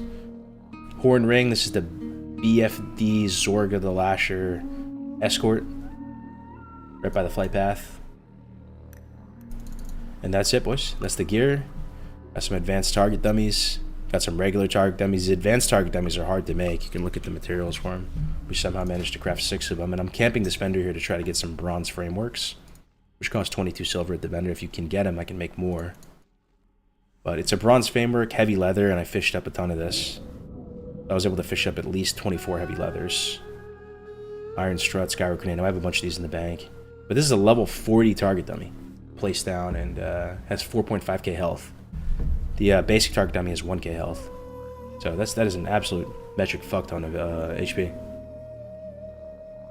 And then we got bombs. Got the heavy dynamite, 128 to 172. These are pretty hard to get. For me, the big bottleneck was wool on this character. If I had to do it all over again, I would just start grinding mobs to drop wool at a really early level, at like 15. I just go out there and start killing them. And try to get, like 100 wool or something. Yo, see you later, Bitter. Take care, bro. Thanks for stopping by. What's the CD on target dummy? What is it, 2 minutes? It's 2 minutes. So we got a bunch of heavy dynamite. We got some coarse dynamite as a backup. Got a bunch of mana potions. These are really, really good, man. I mean, they're required 22. The fact they're using a potion at the minimum required level means they're just going to have absolutely massive impact. Same with the health potions. We're trying to get up a good amount of them. And we got other materials and stuff like Rumsey Rum in the bank. But I'll show you another really cool thing we have on this guy. Got pretty lucky on this. I'll show you right now. We got... Yeah, what do you want? Oh, buddy. Hurry back. Look at it, boys. Savory Deviant Delight. We got blessed enough to get that recipe on this guy. So for the circuit, we'll be straight ninja mode. Which will be pretty cool. Bro, you are geared. Love it. Yo, thanks, Jalen. Good to see you, man. Let me see if Grace is good to go. About to go live. Gordon might not be on. Okay, let's see if he's live. He's not live yet. We'll just wait for him to go live and chill for a bit. So we're looking good, though. Other cool things about this character to note. We still have all sticky glues. We still have faintly glowing skull. I was able to hang on to this. So this could save my life, man. This is on average, a 200 HP swing in value. Because I'm going to, zap him for 100 HP. And then I get that HP. So, in a pinch, this is kind of nice. You got the skull too, Jerome? Hell yeah, bro. I'll have sagefish. I'll cook up a bunch of these. I think that's probably the best food I have access to. In theory, you could get access to the 8 stam 8 spirit food, but I just kind of ran out of XP. You'd have to go to wetlands for it and kill crocodiles. So I think going for the MP5 food is pretty fun. Maybe I can get some raw greater sagefish, possibly. We have slumber sand. Have all 5 of those as well too. So we're still in good shape in terms of our limited time consumables. Plenty of Rumsey Rum. We got the blood shard saved up. I'm pretty happy with this dude. I think we're gonna do. Hey, yeah. I think we did our part. This is how the bank's looking. I was able to buy the 1 gold bank slot. Oak is crazy enough. He actually has the 10 gold bank slot as well. So does Zombie. Got a couple 10 slot bags on this character too, which is nice. Got the blue sack. Got the brown sack. Got all the WC prequests done as well. Deviate Hides, Wailing Essence. 99-year-old port. Serpent Bloom. 2 stacks of Rumsey Rum should be enough, right? Be good.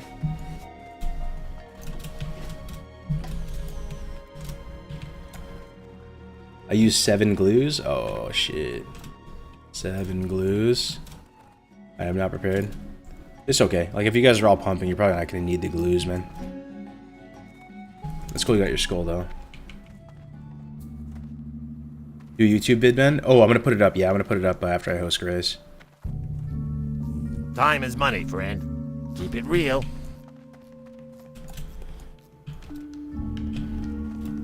Some people have went hard.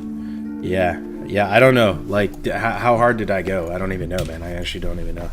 Well, I'm prepared. I mean, I know Ompy's team has fucking, like, full piranha. They literally all won the fishing tournament. They have the piranha shit, dude. And they have the,